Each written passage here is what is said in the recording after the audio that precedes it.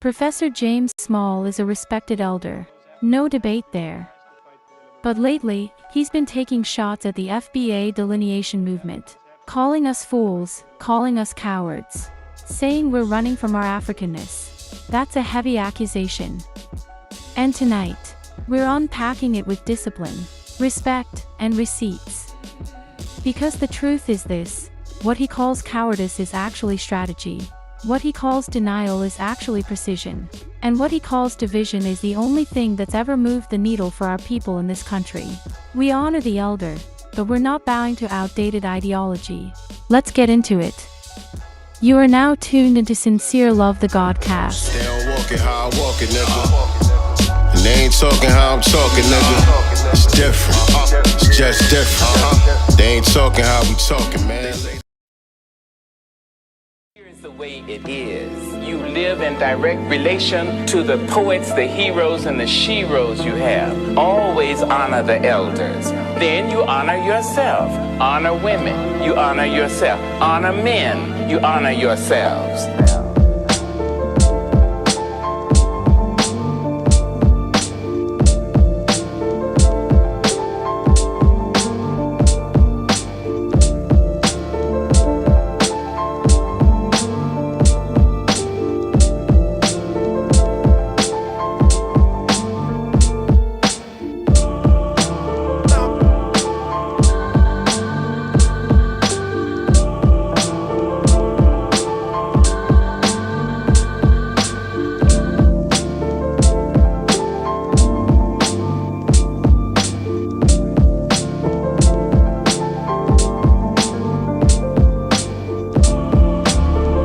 Yo family, real quick, I'm proud to announce the soft launch of Sincereluvdagod's new book, From the Womb to Illmatic, a hip-hop inspired blueprint for unlocking your child's inner genius. This ain't your average parenting book, this is for the culture, inspired by Illmatic, built around his own son Seven's early development, and packed with real tools to help parents turn everyday moments into genius-level learning. If you've ever wanted to give your child a head start without losing your roots, this book is for you. Available now on Amazon.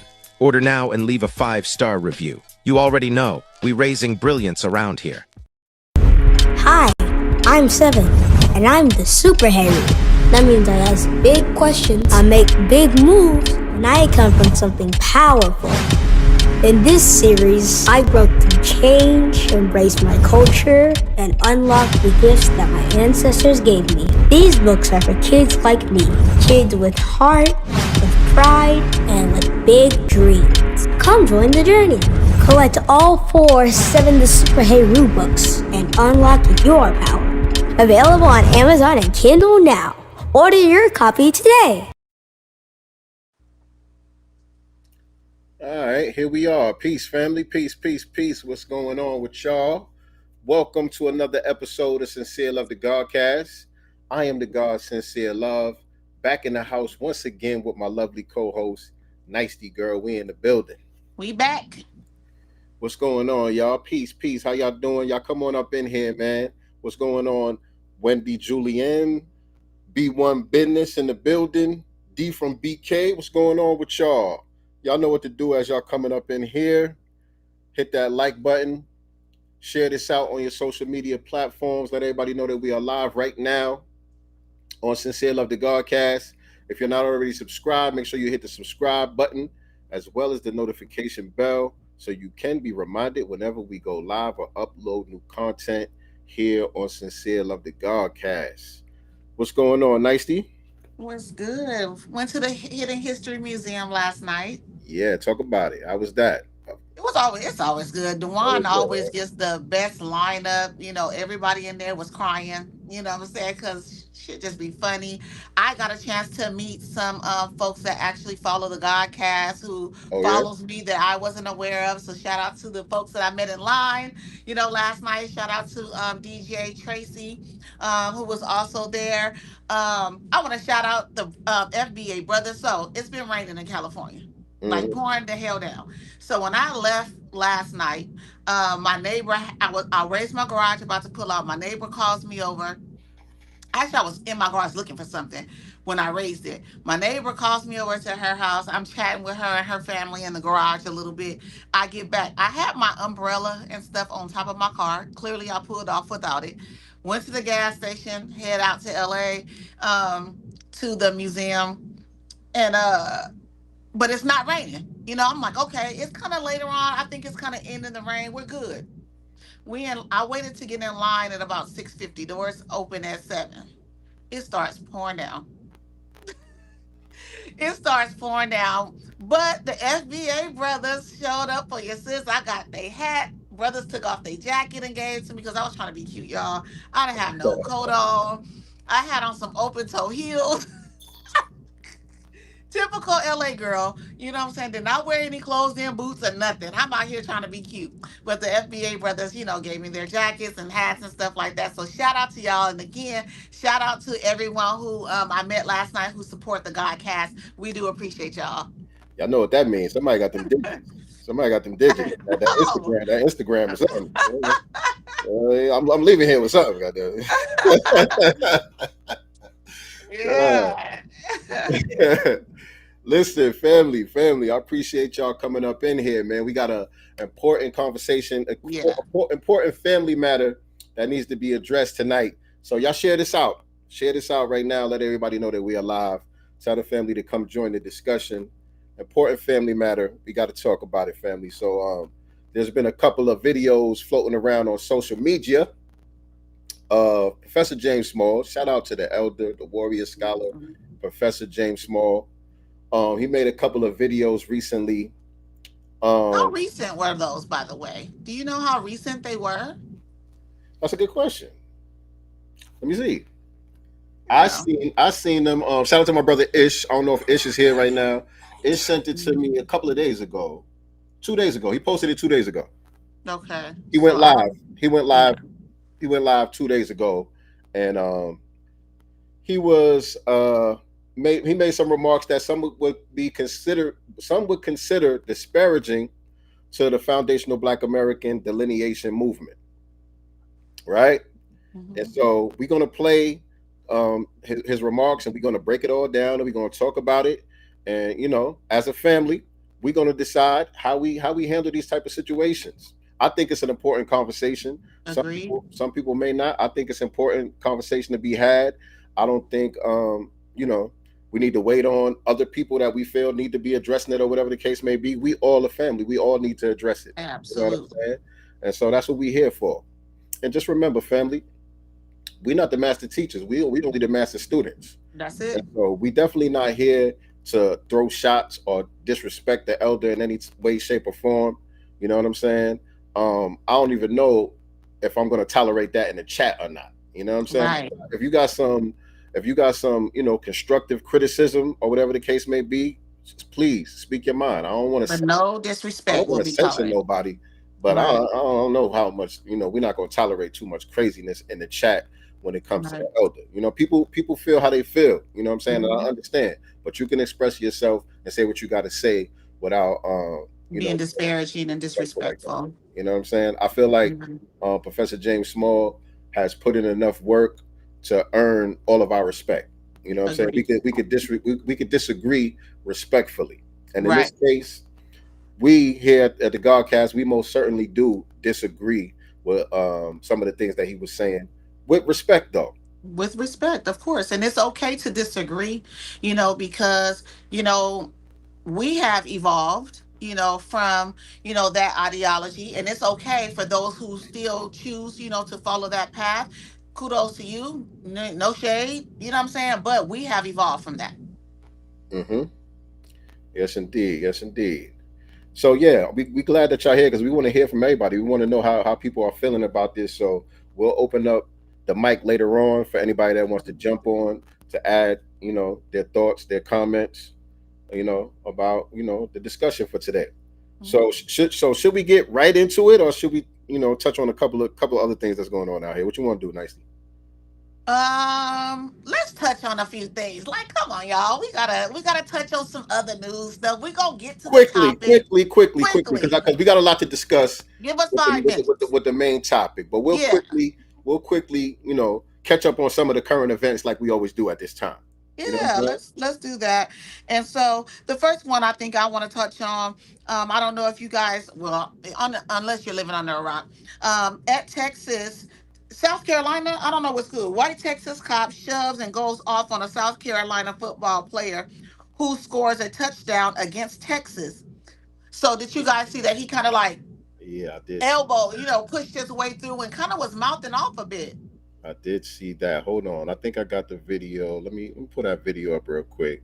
For those that didn't see it, I was like, what the hell is going on here? So it looked like they had a race soldier in uniform out there in Texas at one of these Yes, for football sure. games. And I think the guy had just scored a touchdown from the Yeah. other team. Where the hell is it? Hold on. Should be going back this far. Hold on. Y'all bear with me. I know I got the video in here. Yes, it should be right at the bottom, like maybe three up Okay, on the bottom. I went up way too far. Okay, it's right here. All right, let me share this with y'all. Let me share this with y'all. Hold on. And hopefully I don't have no issues with the share thing tonight, I man. Because know. I got a few tabs open, and sometimes when I go from tab to tab, it knocks out the audio. So hopefully we don't have that problem. Um, but yeah, let's play this video right here for those that didn't see it. And let me just put us on the screen real quick so y'all can see us. All right, there we go. Here we go. All right, check this out.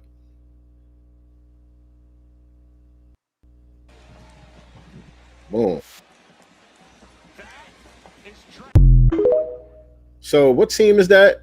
South Carolina football player scores a Hmm. touchdown against Texas, and this cop basically assaulted him. Right.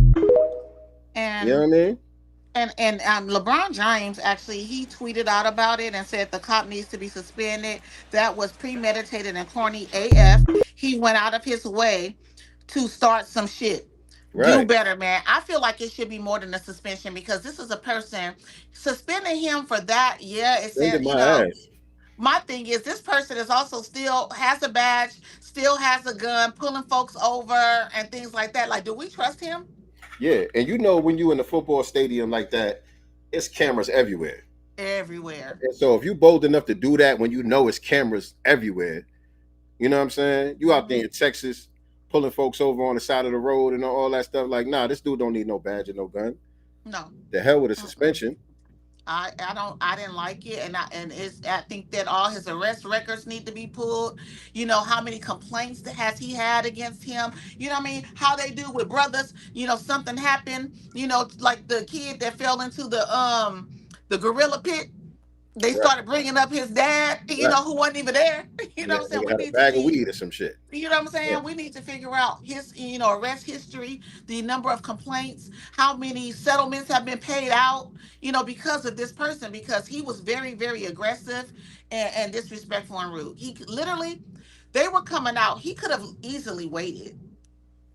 Yeah, it's indeed. Shout out to the goat herder. He said race soldiers don't get fired, they get transferred. Absolutely. We know. Yeah. Wait, and is that our brother, by the way? The goat herder, is that I'm trying to see the picture is kind of small. My eyes is I bad. can, well, I can't see pictures on mine. I can just see the name. My eyes is kind of bad, but the picture look a little bit familiar right there. Let me see. All right, moving on, because we're gonna run through this stuff quickly. Absolutely. So, I don't know if you guys, unless you've been living in a rock there, under a rock, Texas again, there was a black woman who went to the hospital because she was in labor, right? And she was in the lobby, they said, for about 30 minutes. Then she sat down. The nurse was trying to check her in. She was just asking her all kinds of crazy questions, which I understand they have to do. Ask some question, but this lady was in excruciating pain, crying out. She ends up giving birth 12 minutes later. Oh yeah, that's Dave Anderson. Oh yeah, shout out to our brother Dave Anderson in the chat. What's up, Dave? So she ends up giving, this was in Mesquite, Texas. Her child was born 12 minutes after that video, after sitting, there with that suspected white supremacist nurse who needs to be fired and also lose her nursing license at this point. She was not even compassionate. I seen something that says she did get fired. Not that she lost her license. Her I don't know. license. I couldn't verify if it was true or not. It was just like a screenshot of her, and it had a caption on there that said "fired" or whatever the case may be. So I wasn't able to confirm whether that was true or not, and I don't know what her name is, that nurse. But let me show y'all the video. And the guy this is the white guy that's doing the commentary on here. I wish I had a video without him on it, to be honest, because he, whatever. He don't seem like a genuine writer to me, but whatever. Watch how this nurse dismisses the pain of a woman giving birth at Dallas Regional in Mesquite, Texas. He just sounds like he's acting to me, but look at this shit. Right now. Is your due date 11? I should have gave y'all a trigger warning for those that didn't see it, because Right. this is kind of hard to watch, by the way. This woman is in labor. She's in excruciating pain. And just look how dismissive this nurse is. She didn't even turn around and look. What? How many times have you been pregnant? 3. This is your third pregnancy? You Yes. have 2 babies It's at in my home? ass. You have 2 babies at home? If this is her third pregnancy, what do you mean, dummy? Lang is her doctor. And I think that's her mother that's filming it.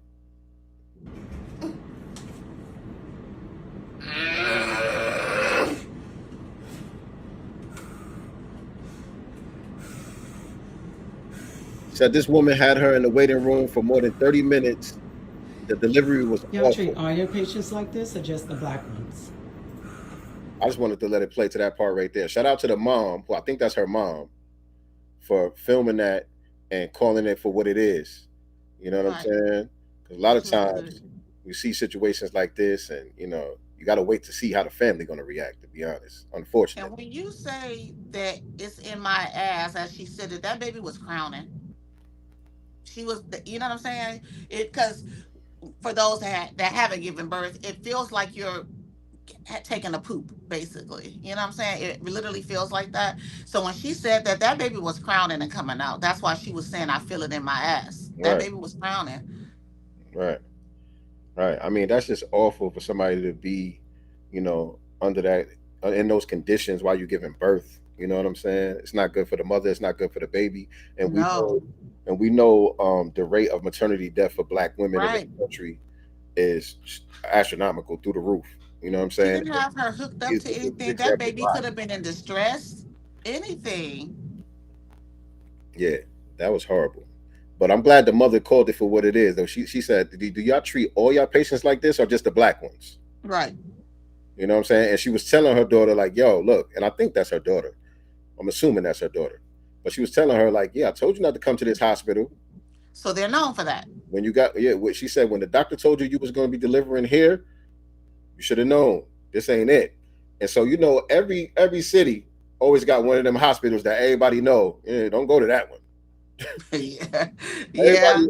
Every city, y'all got one of them hospitals that everybody know, like, Out here was Martin Luther King, and we used to call it Killer King. They closed it down for years.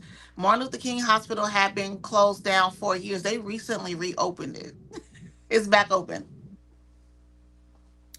And so, before we get into the main topic, one last thing that I want to touch on. Did y'all see, I don't know what's real, what's not real on social media anymore. You know what I'm saying? Oh God. Supposedly, there was some emails of Jeff Epstein that came out over the last couple of days.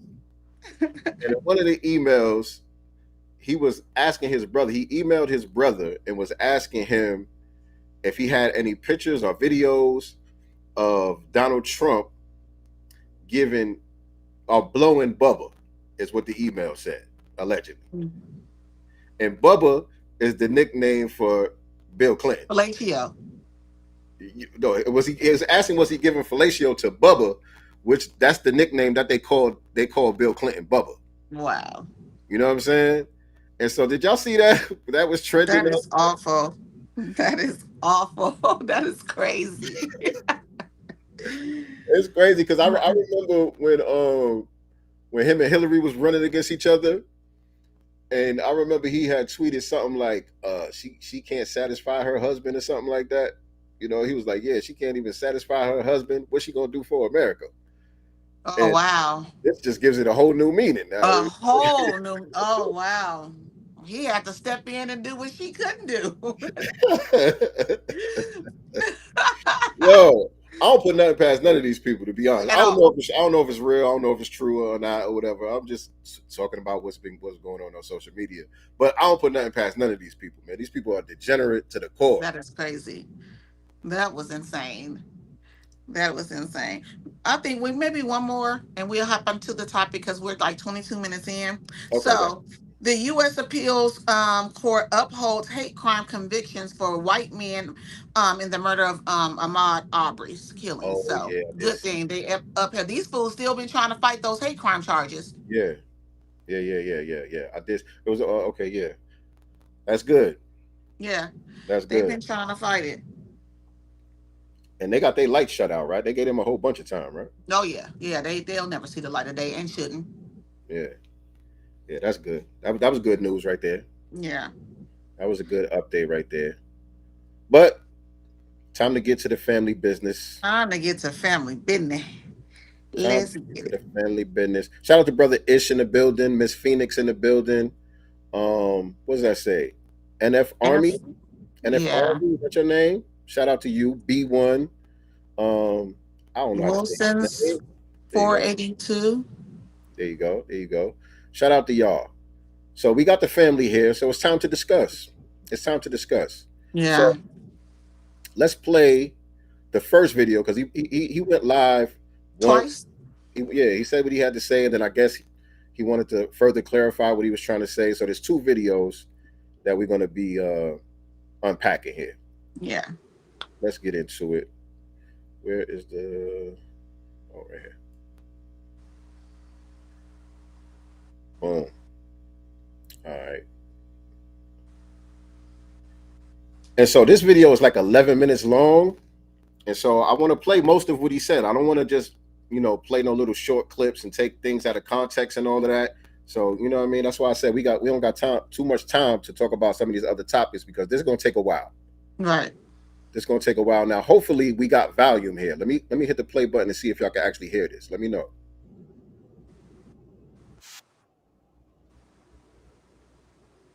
Are you able to hear it nicely? Nope. God damn it. So you know what I got to do? I got to refresh my page. Give me 1 second. I'll be right back. Give him 1 second. He will be right back. Right back. And while he is doing that, I guess I can touch on some other topics for you guys. So let's see here. Oh, did you guys hear about Jesse Jackson? Jesse Jackson has been hospitalized. This was as of last Wednesday, and the family has been asking for prayers for him. So, civil rights misleader, they say leader, Jesse Jackson has been hospital. The Rainbow Push Coalition announced on Wednesday evening. The 84-year-old has been admitted to the hospital and is under observation for progressive supranuclear palsy. So I think, in my opinion, they have that palsy thingy happened during that jab stuff. I think that's what. Yeah, and a neurodegenerative condition which he's been managing for decades, the organization said in a statement. And the family would appreciate prayers at this time. Okay. All right. And speaking of Jesse Jackson, I know some people when I was talking about this on Facebook and stuff, I seen somebody in the comments, and we're going to address some of the comments too. Yeah. I know you was putting the comments in there. We'll address some of the comments that people had on social media about this whole thing with Professor Small and all that. But somebody has said, yeah, because I put up the question that I posed is, what do we do about James Small and outdated Pan-Africanism? And he said, or I think it was a woman that said it. I'm not sure, but they said we treat him like we treat Jesse Jackson and Al Sharpton and Roland Martin and all of them. What y'all think about that? What y'all thoughts on that? Because I don't I agree with don't that. know if I would put him there. I Yeah, don't think I yeah. would put him. I wouldn't put him there. He's a Pan-African, which means that he's for all Black people and the empowerment of all Black people. You know what I'm saying? So I wouldn't put him there. I don't feel like he's selling Black people out. It's just Right, his ideology. You know what I'm right, saying? right. And he's older and he may be a bit stubborn and stuck in his ways. You Yeah, know what I'm saying? for But sure. also, a good question is, what is he responding to? What prompted him to make this video in the first place? Right. Because it seems to me, and this is just my conjecture, but it seems to me is that he's being inundated by ops and tethers and other Pan-Africanists Folks that's complaining, mad at Tariq. yeah, Let's just complaining call it about the what it movement is.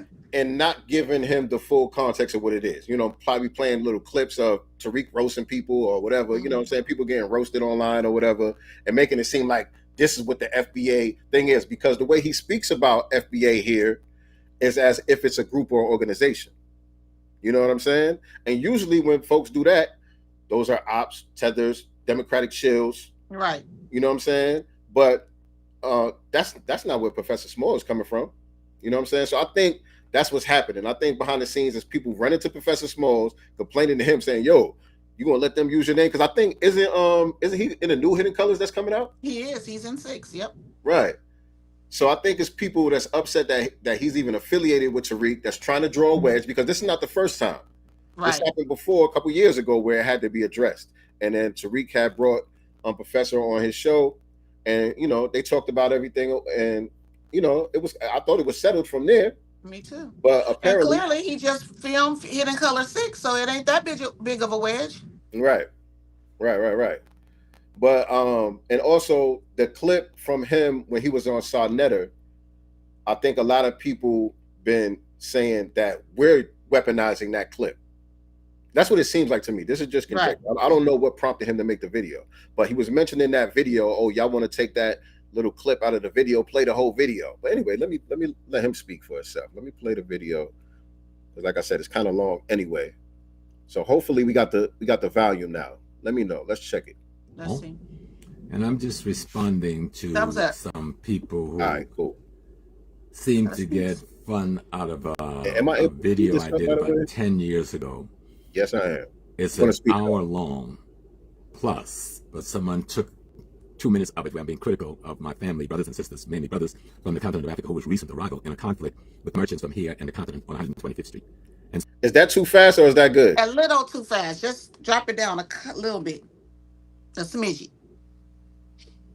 So they decide they don't want to watch the entire tape where I'm critical of African Americans, critical of Africa from the Caribbean, critical of people of color who come to America and decide that their best ally are white people rather than African people. And that conflict had to do with trying to get brothers from the different spaces to go to a meeting at the National Black Theater to try to form a merchant group that could stand up against the police coming and taking the materials, the clothing and tapes of the young African American brothers who didn't have a merchant license. Well, most people, they didn't have it, but they... Sorry, somebody in the chat said he took that doc money though. For the record, talking heads on documentaries don't get paid. When people appear on documentaries, they don't get paid because that destroys the legitimacy. If I'm paying you to say something, you're gonna say what I'm telling you to say. You know what I'm saying? But that's just protocol when it comes to documentaries, and you're a talking head on a documentary, it's free. You don't get paid for that. So just for people that don't know that. Police tend to pick on the young teenagers who was out there trying to make a living. And I was trying to bring some peace by criticizing everybody. Now, my criticism might have been a little harsh, but I was criticizing myself as well. But I want to make it clear to people in the world, I'm an African. Is it still too fast? Some of y'all are saying it's too fast. Let me slow it down. Maybe it's too fast for some. Let me slow it down a little bit more. But it's a long video, so I don't want to play it in real time. I got to speed it up a little bit. I'm used to listening to videos on double time. When I watch videos on YouTube, I always put it on double time. So it might be too fast for some of y'all, but I'll slow it down just a little bit more. When I say identify myself racially, I'm an African. African American is an ethnic identity that has to do with where I live. America is a geopolitical place. It's not a race. Africa is my race. Africa is my genesis. Africa is my culture. And I want to make it clear, I am not ADOS. Do not support them or their concept. I'm not FBA. do not support them or their concept or their attack against African peoples or the attack against Pan-Africanism, which shows a lot of ignorance and misunderstanding. I'm an African. All right, let me pause that right there. Right. Let me pause that right there. So one of the things that he said, I slowed it down a little bit.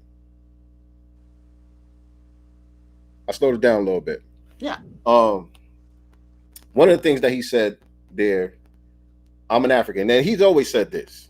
You know what I'm saying?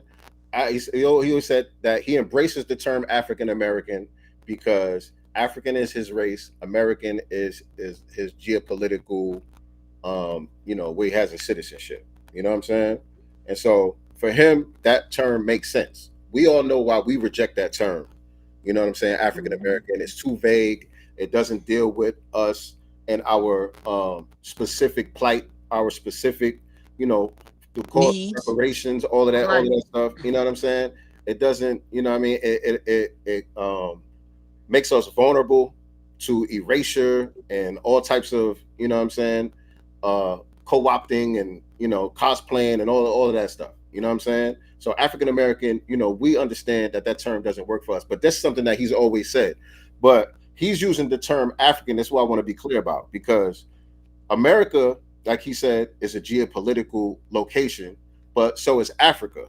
Right. But the way that he's using Africa is not to refer to the landmass. He's saying African is the race. So he's talking about a specific race. You know what I'm saying? Mm-hmm. When you deal with like anthropology and all of that, they only talk about 3 races on the planet. You know what I'm saying? Like, it's not like a whole bunch of different racial categories. You know what I'm saying? It's Africans, it's Asians, and it's Europeans. But they will use the term Negroid, Caucasoid, and Mongoloid. You know what I'm saying? Mm-hmm. And they're referring to the racial makeup, you know what I'm saying, of those different groups. And that's what he's using the term African to refer to, which is why he embraces the term. I just want to say that that's my interpretation of, because I've heard him say that and break it down several times of where he's coming from with that. So I just want to put that out there for people who might be confusing the two things. You know what I'm saying? But he does also convolute it a little bit when he starts talking about culture and different things. You know, he does say certain things that kind of mix that up as well. So it's open to however you want to interpret it. That's my interpretation. And also for that, him saying I'm not an FBA, I don't agree with, their concept, blah, blah, blah. But you were also on the FBA reparations, rally. Mm-hmm. And, and although as a Pan-African, he also understood during that point why we were self-identifying, for specific reasons such as reparations. You know what I'm saying? And so now I'm like, why do you not agree now? And again, you don't have to call yourself an FBA, you know what I'm saying? But to not agree with the concept, the reason why we have delineated is because we needed to make sure that when it comes to our political claims here in America, who that is specifically for. You know what I'm saying? Right. And you're right. And he has said as much in other places multiple times before, that he understands what the self-identification is all about and why it's necessary and all of that. And I'll play some of that a little bit later on, you know what I'm saying, from the past when he has said that he understands why this is necessary. Right. You know what I mean? So that is a contradiction, but also to me, the way he words that is like he's putting it as a group or an organization. Right. You know, he says, I'm not a part of ADOS. I don't agree with their concept. I'm not a part of FBA. I don't agree with their concept. Which leads me to believe that someone is in his ear, because that's exactly what the ops do. Right. That's what I'm saying. That's what he's responding to. Somebody asked me that question in one of the comments, like, what is he talking? What is he responding to? And that's what I think. People come into him with these complaints, lying, like they always do, putting things out of context and all of that stuff. And this is how he chose to respond. But let me play some more of the video. Let's continue. And if someone wants to clip that little 2 minutes to try to create a critical negative, let those same person look at the other 100 plus videos that I have on the YouTube. And there's a couple of thousand more videos that you want to really go looking, and you will find they're 100% pro-African, pro-freedom, pro-identity, pro-Pan-Africanism. So don't get me confused with yourself, because you're cowards and you're afraid to identify as Africans because you don't want the responsibility to fight for freedom. I'm not a coward. I'm 80 years old, and I've spent 60 plus of those 80 years in a day-to-day constant freedom fight on the part of my people. So cowards, if you want to be critical of our race, if you want to be, and anyone have a right to criticize ourselves and our race, we have a right to do that and try to be appropriate. And so I say to brothers and sisters, if my tone was inappropriate, I apologize to myself and to you for that. But people are not going to use me to support their backwards, ignorance point of views as regard African peoples and Pan-Africanism. If you think that you're going to get me as an ally, you got the wrong black man. I am an African, born an African, will die an African. I am not FBA. I am not ADOS. And no matter how long you've been in the Americas or anywhere in the world, we came here from Africa. And anyone who wants to foolishly give up the identity of their grandmothers and grandfathers and their great-parents, I feel sad for you, because slavery and colonialism have impacted you in a greater way than we even think. And yet all of us have been impacted by it. But we need to be clear. My bad. What you said, Nicey? I said so has white people. I mean, we are the mothers and fathers of civilization. White people came from Africa too. Right. Right. I want to address what he was saying about cowardice. Me too. Go ahead. Well, I just want to say, foundational Black Americans have carried the weight, basically, of survival, resistance, and nation building on this soil and abroad, to be honest. I don't think there's anything cowardice about us, because we have been, in the belly of the beast, and we continue to fight, not just for ourselves, as foundational Black Americans. I think that's a nuance. We've always fought for Black people globally. You know what I'm saying? So I don't agree with the whole us being cowards because we don't want to, I guess, carry the burden of carrying Africans and Caribbeans, at the expense of ourselves at this point or any longer. Right. Calling delineation cowardice, it kind of misunderstands the battle that we're fighting, because FBAs aren't running from the fight. We're actually running toward the fight. Right. But we're running toward the fight with more precision. You know what I'm saying? We're naming our opponent accurately, and we're naming ourselves, self-identifying. That's power. Right. You know what I'm saying? And so, like I said, we're on a different battlefield than what the elders used to fighting on. You know what I'm saying? The time period that he came through, the battlefield was a different terrain. Right. You know what I'm saying? So he doesn't really have our vantage point. He doesn't really understand how the system is operating in real time today, the way that we understand it. How these things are harmful to us and have been weaponized against us. You know what I'm saying? But so wouldn't it, in the same token, wouldn't it be cowardice of them to not come back and get their brothers and sisters and cousins and stuff like that? That's the real. You guys are the richest continent on the planet. You know what I'm saying? And you haven't, extended a hand back. You know what I'm saying, to help us here. Right. That's so why is it our burden that we have to do all these things? Like, it's not okay, and it's selfish to me. Yes, that's a good point. And there's another part in the video, as we're gonna let it play some more, but there's another part in the video where he says, like, over here we failed to set up anything for them to come to for shelter when they get over here. They can't come to us for resources and things of that nature. You know what I'm saying? We didn't create a safe haven for them, which is untrue, because we are the only reason why they're able to come here. America is the safe. There's no other place that they run into in the world like that. Right. America is the safe haven for them because we made it that way. You know what I'm saying? Right. But in the same token, how have they welcomed us? Right. What have they done to, again, we talked about it before, dual citizenship. Where is it? Right. You know what I'm saying? Right.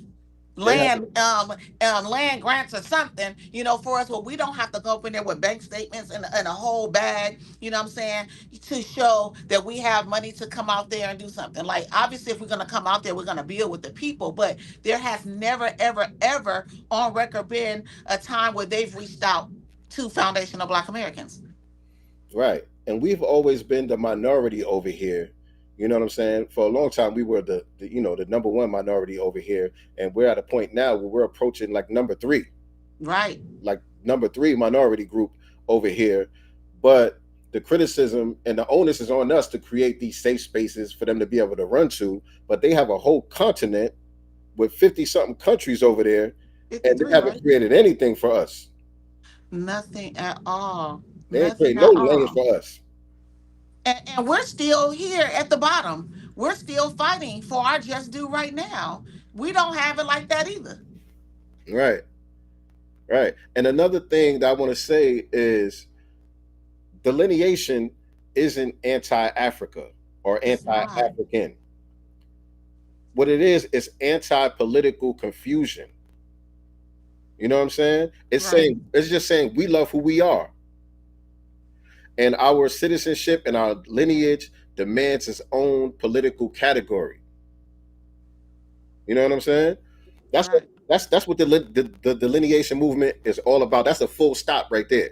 And now there are other people out here that's on some other shit. Are there people out here that's anti-African? Sure. Yeah. Okay. Africans. But that's them. There's Africans that are anti-African. Facts. If we're gonna keep it right, if we're gonna Facts. talk about it, with all the tribalism there, Facts. Facts. Big facts. Because they get up out of there and they ain't trying to go back. ain't going back, ain't helping, ain't doing nothing. Right. They leave grandma and them in the dust. Over there with no electricity. No, you know, you want to talk about anti-African? Let me play some more of this video. We got a lot to get through. Shout out to Brother Ish. He said delineation is anti-bootleg and anti-coward. Coward. Yes, indeed.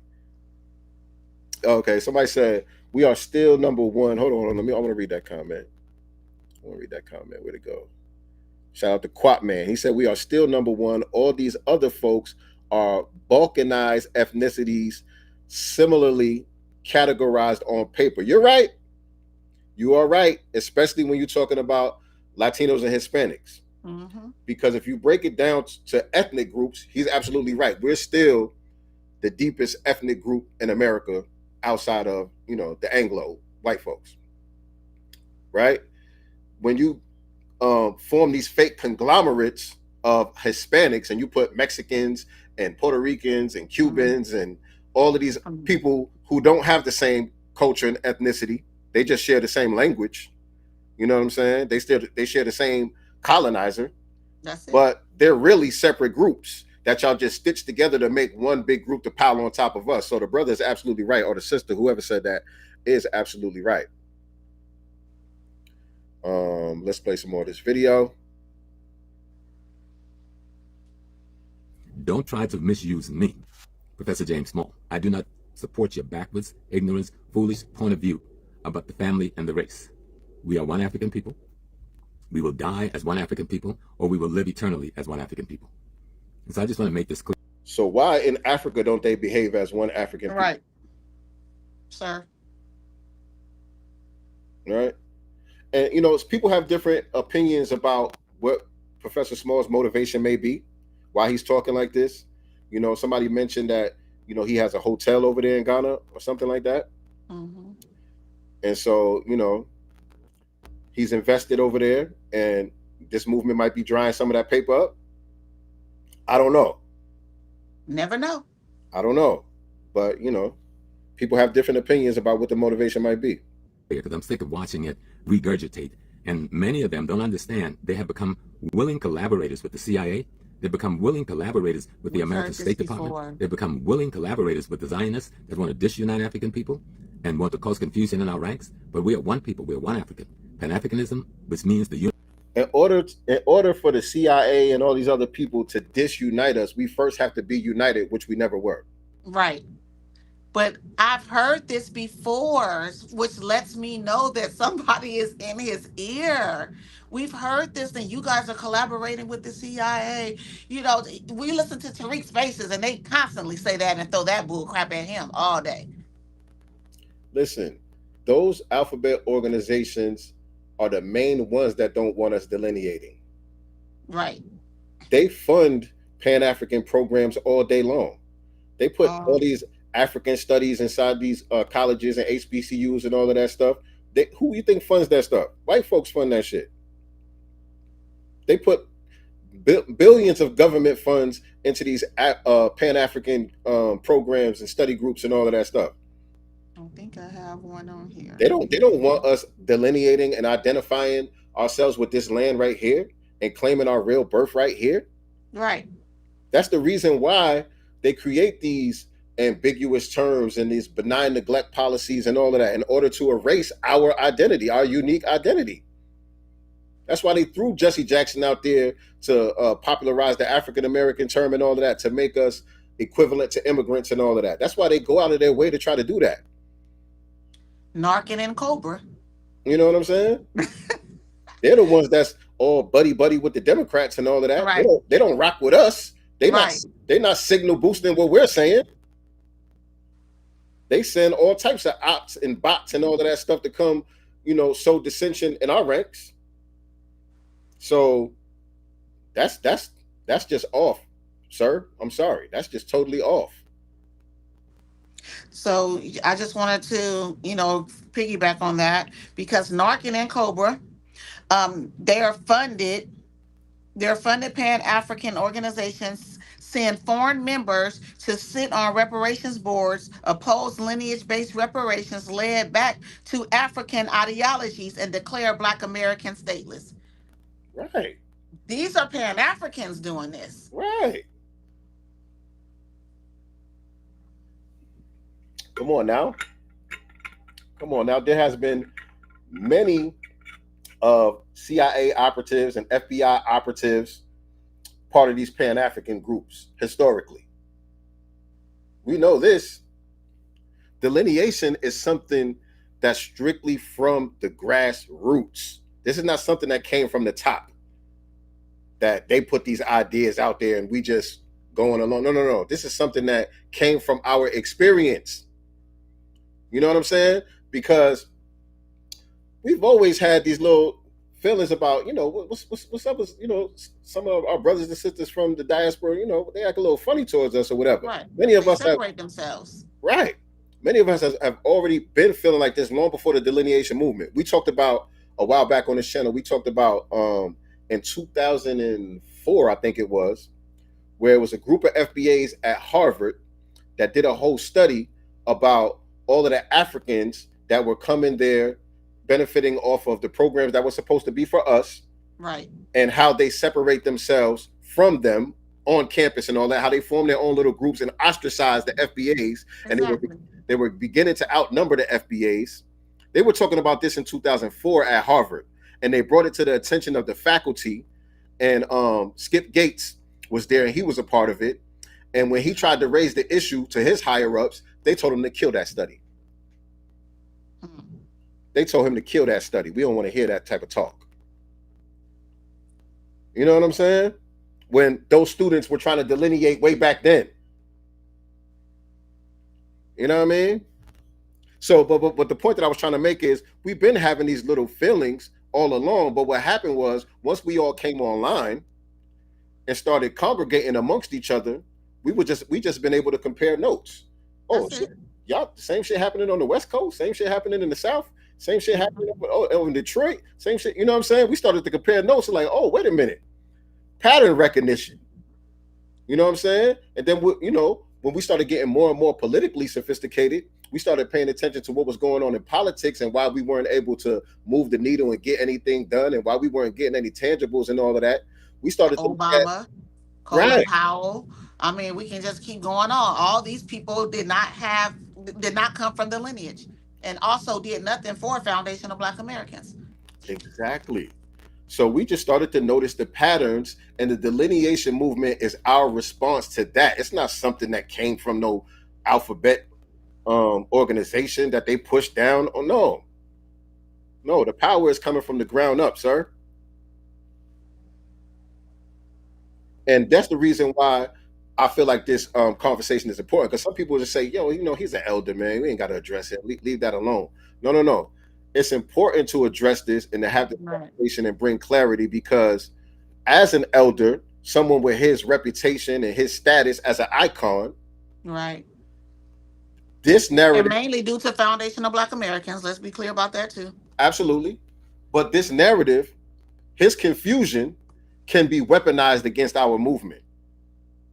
You know what I'm saying? And which is what they're hoping for. That's why they run into him, you know what I'm saying what they saying, so he can make videos like this so that they could take that and run with that to try to, kill what we got going on. And I disagree with Kinsey. He or she said Obama did nothing for Africans either. Yes, he did. DACA programs that benefited African immigrants. So yeah, he did. Right. And even if he did it, let's say he did it. Okay, that's neither here nor there. The point about tethers is not that they're pro-African.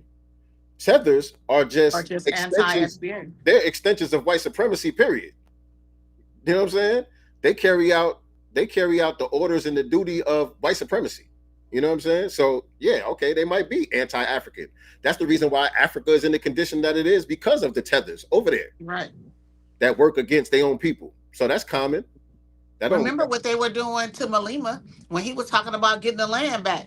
Right. You know what I'm saying? Out there, he had his own people attacking him because they started talking about what tribe should get it. Mm-hmm. Winnie Mandela. Right. And Nkrumah. The list goes on and on. Patrice Lumumba. You know what I'm saying? We don't call all Africans tethers. Sekinsi. We don't call all Africans tethers. Tether is an action. And whoever said that, they know that already. Whoever said that, you already know that. You in here trolling. Mm-hmm. But play some more. Identification of people around things African is my mantra and my philosophy. I am not socialist. I am not a Marxist. I have never been those other people's things. I was born and raised in the Christian church, and then I dumped that at 17. I got involved in the Muslim movement, became the heir to Malcolm X, was the imam of his Muslim Mosque, Inc., went to Mecca, became a Hajj, and then I realized this is not an African thing, and I cut it loose. And I've studied the history of Islam in West Africa. I'm very clear. We have our own sacred science traditions. We need to bring them back. We need to not apologize to anybody for being Africans. And if they want to stay in America, which they don't practice, many Africans don't even practice that in Africa. Right. You know what I'm saying? There you go. I'm like, what happened? What happened? You dropped off for a hot second. Oh. Okay. Oh, I'm here. Now, I was saying I don't necessarily agree with what he's saying about, the African spiritual practices and all of that stuff, and him wanting to go back to that and all of that. That's fine. But what I'm saying is, it's kind of weird that many Africans on the continent don't even practice that. Right. They drop that shit. You know what I'm saying? They definitely don't practice it with us. Right. They got all type of white Jesus statues all over there, all over there, and all of that. They ain't practicing none of these African spiritual systems that you're talking about. Not like that. Not in large numbers. Unless you go to some remote village somewhere. Not out there in a bunch of African garb and stuff like that. They out here wearing, LeBron jerseys. You know what I'm saying? And do rags like 50 Cent. Yeah, they doing drill music and shit. I'm just saying. Own America as their identity. I feel sorry for them. You're still my brothers and sisters. I understand that you have an issue and a problem. Hold on. Let me bring that back, what he said right there. Bring that back. Entity. I feel sorry for them. You're still my brothers and sisters. I understand that you have X was the imam of his Muslim Mosque, Inc., went to Mecca, became a Hajj, and then I realized this is not an African thing, and I cut it loose. And I've studied the history of Islam in West Africa. I'm very clear. We have our own sacred science traditions. We need to bring them back. We need to not apologize to anybody for being Africans. And if they want to stay in America and own America as their identity, I feel sorry for them. You're still my brothers and sisters. I understand that you have an issue and a problem, but stop attacking our race. Stop attacking our ancestors. Stop attacking the brothers and sisters that are recent to this country who are just trying to survive. That argument we had on 125th Street, I was overcritical. But if you watch the whole... Overcritical of them, but not too critical of us? Right. I just want to say, hold on. I lost my train. I wanted to say something about that and bring that back again. Africans, and if they want to stay in America and own America as their identity, I feel sorry for them. You're still my brothers and sisters. I understand that you have an issue and a problem. Okay, he's saying he feels sorry for us if we want to stay in America and own America. Look, when I say this, I could only speak for the true people within the delineation movement, because there is riffraff within the Of movement. course. You know what I'm saying? And there is people out here with false scholarship and all of that stuff.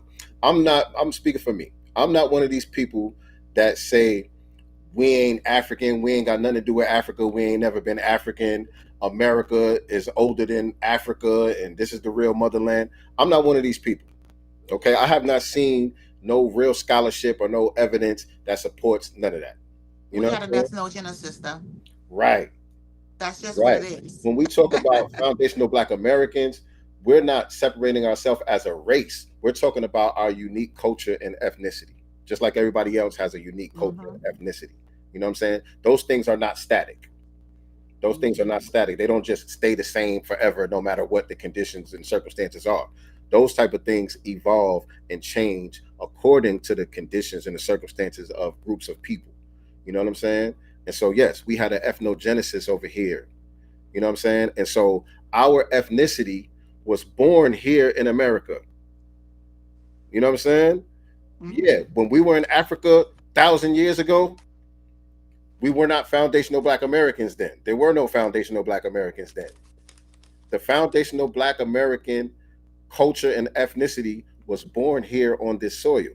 And this country, the United States of America, only came into existence because of us. Right.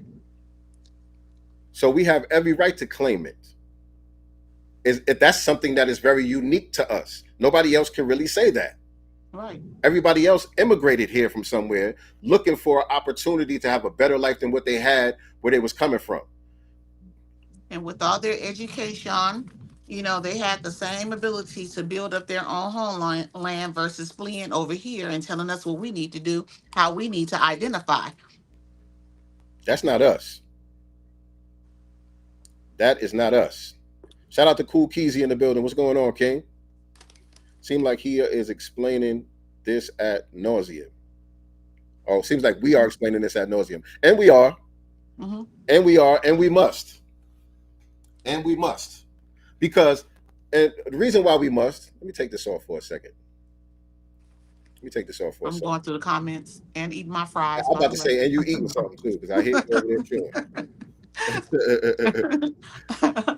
Yes, Kukizi is absolutely right. We've explained this ad nauseum, and we must continue to do so, because as you can see, as you should be able to see by what we're hearing from Professor James Small, everybody that says these things is not a tether. Everybody that says these things is not a Democratic shield or some type of op like that. There are people out here who are genuinely confused, misguided, all of those things. Right. You know what I'm saying? And I've always said this. I've always stressed this, that we can't just dismiss everybody that disagrees with us as being a shill or a tether. Right. That's not constructive or productive, in my opinion. You know what I'm saying? It is important for us to continue to break down the history, to explain ad nauseum what we're talking about, to counter these arguments so that the understanding may spread amongst us, because we have to get to a point where we truly reach critical mass of our people who understand exactly what's going on without it having to be explained. Because then we're going to really be able to move the needle. We already started to move the needle. You know what I'm saying? We could pop our collar. We've made strides in the last 6-7 years, however long it's been, more than we've done in decades. You know what I'm saying? Just by us simply self-identifying and saying who ain't us. By saying who we are and saying who ain't us. That right there alone was a power move that has began to move the needle. And it got folks going crazy. But you gotta really understand that there are people who we see as vote blue no matter who's, and people like that who are all up in these Democratic circles and all of that stuff, who are genuine and feel like they're doing the right thing. They really care about Black people and love Black people, and they feel like what they're doing is the right thing to do because they don't really understand what we're talking about. So the onus is on us to make knowledge born, to get more people on code. You know what I'm saying? These fries are jamming. I got me some In and Out. I'm starving. Somebody said that. Yeah, I hope I'm clear with what I just said, because I'm not talking about trying to. I'm not talking about trying to convert no coons and all of that. That's not what I'm talking about. I'm not trying to drag along no you know what I'm saying, just people who are just off code for the sake of being off code. Because Right. when somebody is a coon or being off code and all of that, that's that's they're doing that consciously. You know what I'm Right. saying? But what I'm talking about is the people who know not what they do. And there are many. You know what I'm saying? As we continue.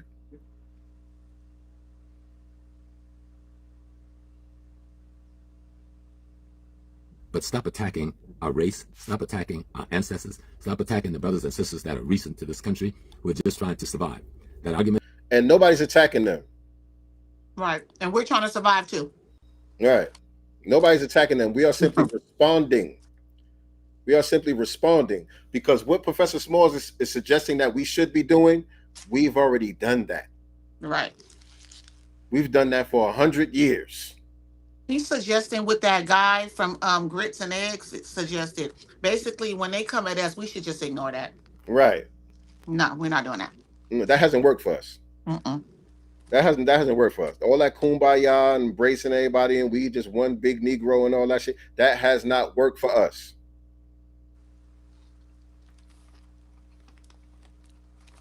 We had on 125th Street, I was overcritical. But if you watch the whole tape, I kicked African Americans in their butts too, trying to get some unity out there so they could form, and they did for a while, form a merchant coalition where they could hold their own against the police and the others on 125th Street.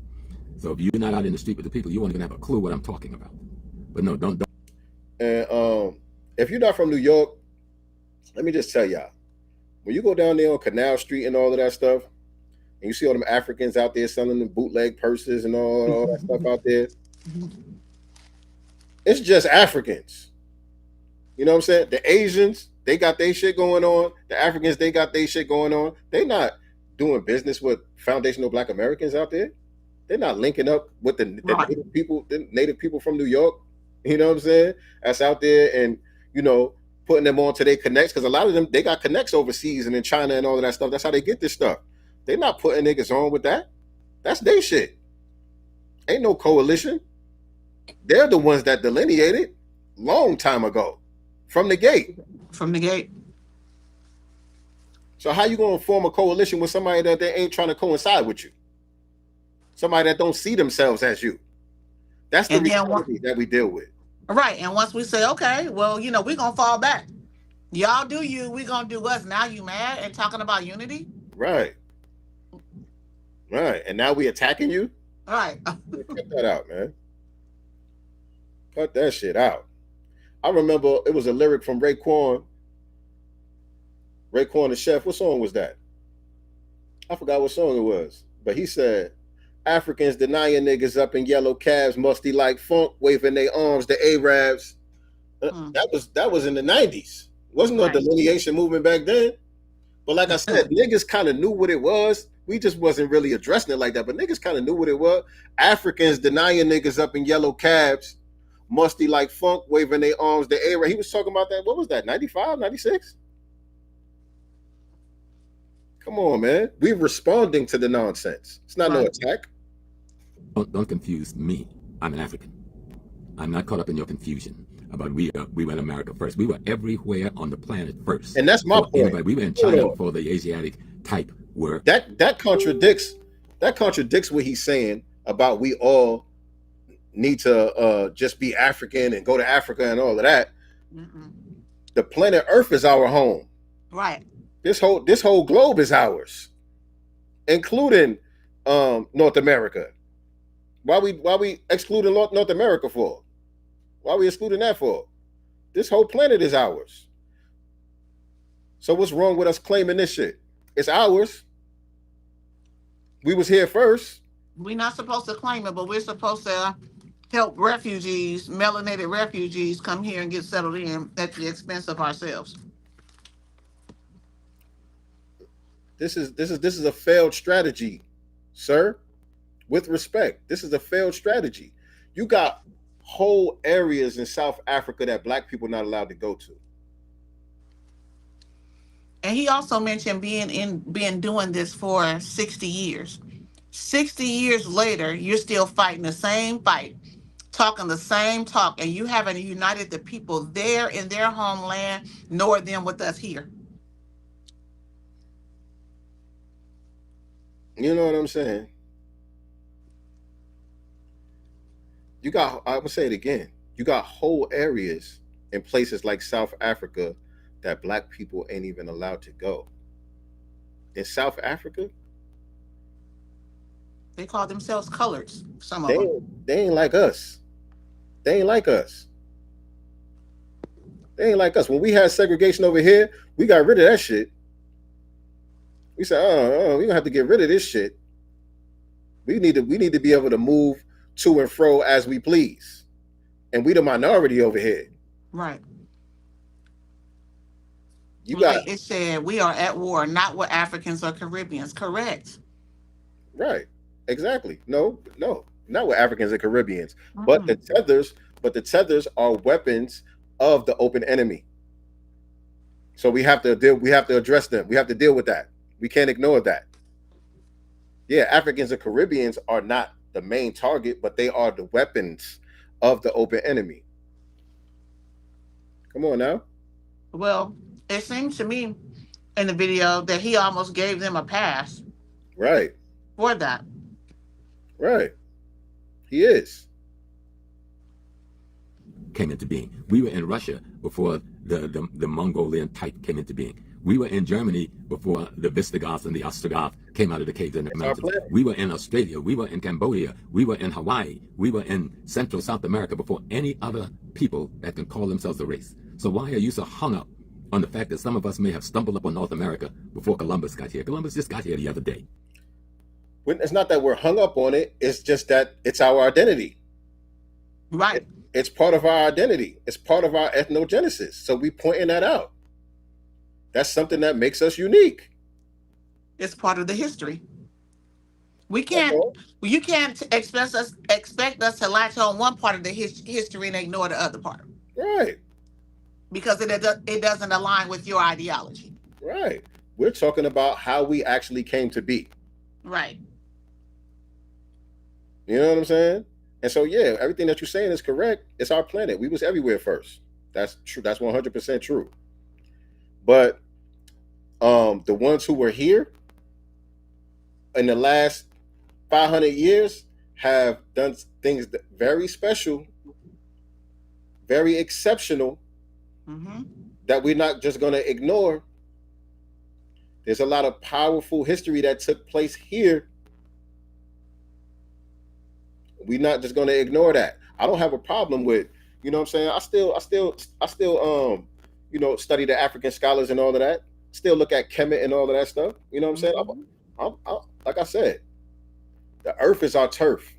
We the original man. We've been here since the beginning of time. And so the foundational Black American lineage, that's new. That's new booty. You know what I'm saying? But we're not just going to skip over it. We're not just going to skip over it, but that doesn't negate, our ancient history as well. We're not negating that, but we're focusing on something that has been ignored, that has never been highlighted. Something very important, by the way. Like I said, we've done exceptional things in the last 500 years that no one else has been able to do. That can't really be explained in a way that just makes sense. You know what I'm saying? There's a powerful spirit to us. There's a powerful spirit that comes from the people here. That's just what it is. We're not going to ignore that and just act like we all the same. No, we're not. We haven't been the same since they sold some of us off. He's not significant or important to nothing. I do not measure or identify myself by any of the European genociders who people call colonizers, because this has been a war of genocide against us. We see that war still being extended today in Sudan. If you want to do something, let's see what we can do about ending the genocide in Sudan, or having the people who are causing it pay a price they don't want to pay. But that's my message. Let me be very clear. Don't confuse who I am. I'm not an ADOS. I'm not an FBA. I'm not someone who's confused with my identity. I am an African. And if you don't like that word, throw it out. I'm the original man. I'm the God man. which emanated out of the soil of Africa when it was first manifested by the cosmos itself. I'm a replica of the universe like you are. So you need to get your memory back. And the most authentic replica of the universe is in trouble in Sudan right now. The blackest of the black. The most melanated of the melanated is in trouble. So let's fight for that. People who caught up in this thing, they want reparations and they don't want our brothers and sisters to. Let me just deal This with part right here got me. Go ahead. Go ahead. That next sentence he about to say. Okay, let me play it real quick. This place to get any of the reparations of that place. Okay, yeah, hold on. All right, before we get there, I'm a replica of the universe like you are. So you need to get your memory back. And the most authentic replica of the universe is in trouble in Sudan right now. The blackest of the black. All right. So, like I just said, I agree with that. We the original man. You know what I'm saying? Mm-hmm. That doesn't negate our ethnogenesis, though. Right. You know what I'm saying? And my thought slipped. Because you're right about that part he about to say about reparations. Right. We definitely got to deal with that. But what did I? It doesn't negate our self-identification. It doesn't negate our self-determination. You know what I'm saying? Like, we have the right to self-identify, and this is no harm, no foul to people in Africa or the Caribbean. Oh yeah, I know what I want to say. The person who made knowledge born that the black man is the original man and that we are gods is Elijah Muhammad. Right. The most honorable Elijah Muhammad is the one that made that knowledge born in this era that we live in modern times. You know what I'm saying? That the black man is the original man and the black man is God.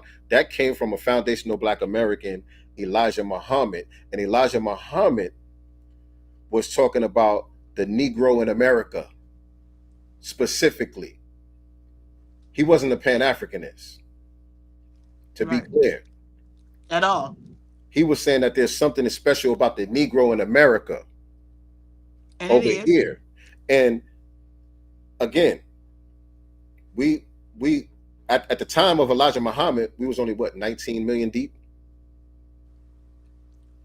And when he said that number, that was including the Red Indians, because he did include them in the number too. I think he said 19. I forgot the number. I think it was 19 million plus 2 million Indians, something like that. But and that small number compared to the billions of Negroes on the African continent, they have never produced an Elijah Muhammad. Right. They haven't produced an Elijah Muhammad. Nobody came from Africa and told us that we was gods, that we was the original man.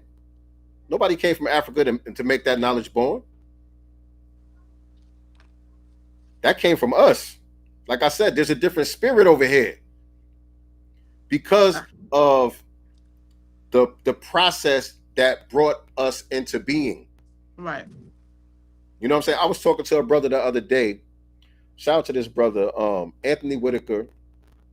He was on True Savior channel. Brother True Savior, that he be breaking down the history of hip hop and all of that real meticulously. A lot of y'all know his channel. He stays on top of the necks of these people that try to co-opt the hip hop history and all of that. Shout out to True Savior. But he had a couple of lives on the last couple of weeks where the brother Anthony Whitaker was on there speaking, and I had the opportunity to have a conversation with him behind the scenes, and he said something to the effect of the point that I'm trying to make here about what makes us so special over here in America, because of the process that we had to endure and the uniqueness of our history, the things that we've been through here. We went through a whole breeding process, y'all. Mind you, even if you want to go with the story of we all was brought here on slave ships from Africa, we know that that's not true. We know that the majority of us was already here, and there was a small number of people that came to the United States of America off of who was sent different places. Right. But the ones that came here, very small number. But even if we was to go with the popular false narrative that Black people are only here in America because we were brought here on slave ships. Right. That's the popular false narrative. Even if we was to go with that, when you study the history, even after the transatlantic slave trade stopped, they were still breeding niggas over here. They had breeding farms over here. Right. Language was erased. Culture was erased. your entire identity was erased from you. So you wiped the slate clean. So everything that came after that was something new. Right.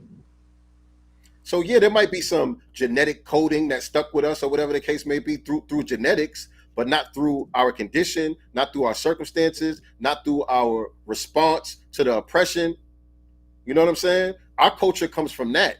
Our spirit comes from that.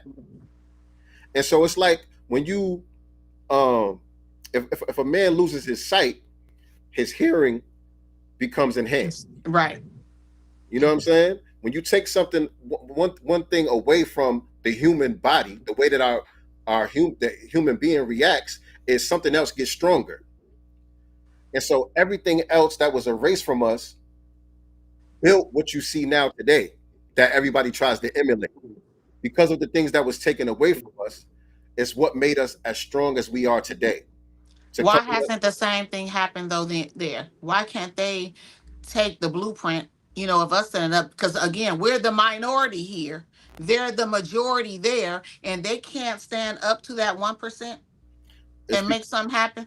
It's because of the process that I'm talking about. We're the only ones that went through that process. They haven't gone through that. You know what I'm saying? Many of them still speak their native tongues and all of that stuff. You know what I'm saying? Even though you have the white supremacists still, language. But you still have the white supremacists in control of your resources. Right. You know what I'm saying? So stand up to that. You still had Nelson Mandela sitting up inside of that jail when y'all could have kicked it, swam over there and kicked it in and rescued him. Right. At least try. You know what I'm saying? We had people, black people here were shedding blood for freedom, for equality, for the right to basically exist. You know what I'm saying? They didn't give a damn no more. We're not just going to bow down to y'all. And if that means shedding blood, that's what we're going to have to do. They have not done that yet. And the expectation is for us to stand, you know what I'm saying, and what's the word?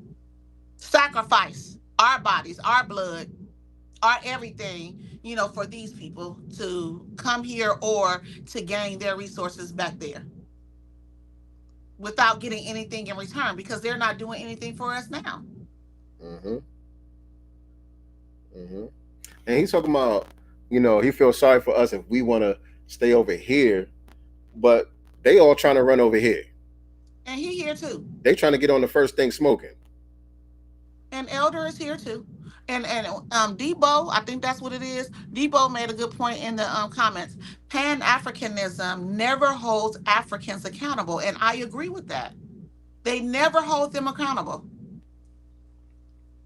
Because they romanticize Africa. They have this Wakanda idea of Africa that doesn't exist. Kemet was thousands of years ago.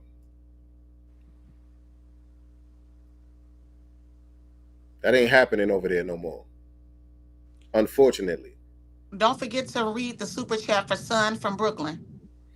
Yeah, that was Incarcerated Scarfaces. There's a super chat. Appreciate the super chat. Where is it? Let me go down. Where we at? It's a lot of comments in here. Right. I know. I'm trying to keep up. It's a lot of comments in here. And feed my face. There's supposed to be a thing that highlights the I don't see chats, which I don't see. I don't either. I just read the comment and didn't want you to forget, but I don't see the highlight either. Shout out to Son from Brooklyn. What do you say? Because I don't see the comment. I don't see it either. Son from Brooklyn, we don't see the super chat.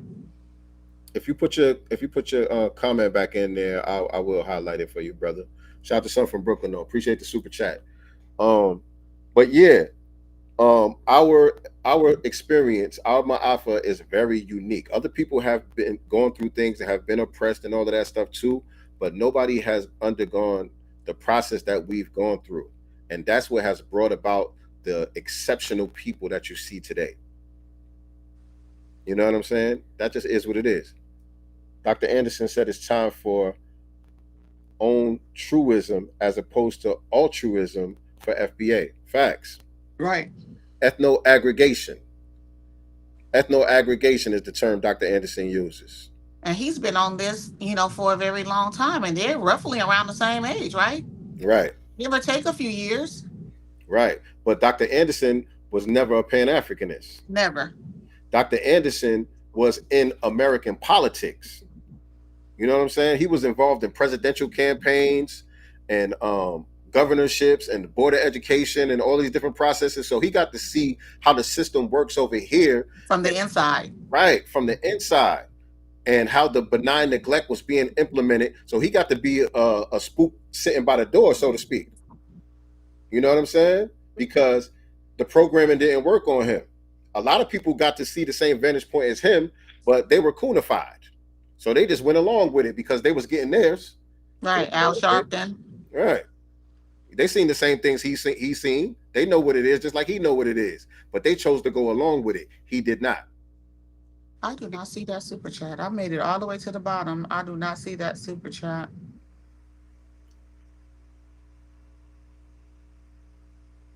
Shout out to Shell Bryant. No other ethnic group has gone through the struggle like foundational Black Americans. Facts. Let's play some more of this video because there's another shorter video that comes after this as well. How long we been on here? Hour and 20. We've been on here for a little minute, but we rocking. Y'all hit them likes. If you haven't already. And share this out. Like button and share this out, please. Most melanated of the melanated is in trouble. So let's fight for that. People who caught up in this thing, they want reparations and they don't want our brothers and sisters from this place to get any of the reparations of that place. The crime was committed not to the group of Africans brought to North America. He's saying we should fight for the people over there in Sudan because of what they're going through. But they never fought for us over here and what we've been going through. And we got Myron Gaines over here from the Sudan. From the Sudan. We got people like that over here from the Sudan, Professor Smalls, Elder Smalls. They don't identify them. They don't identify with us. They don't see themselves as the same as us, but we're supposed to be helping them when we got our own problems over here. Right. And that's the thing. Again, why do we have to burden ourselves, with what they have going on when we have our own problems? We're still, in the belly of this beast called white supremacy ourselves.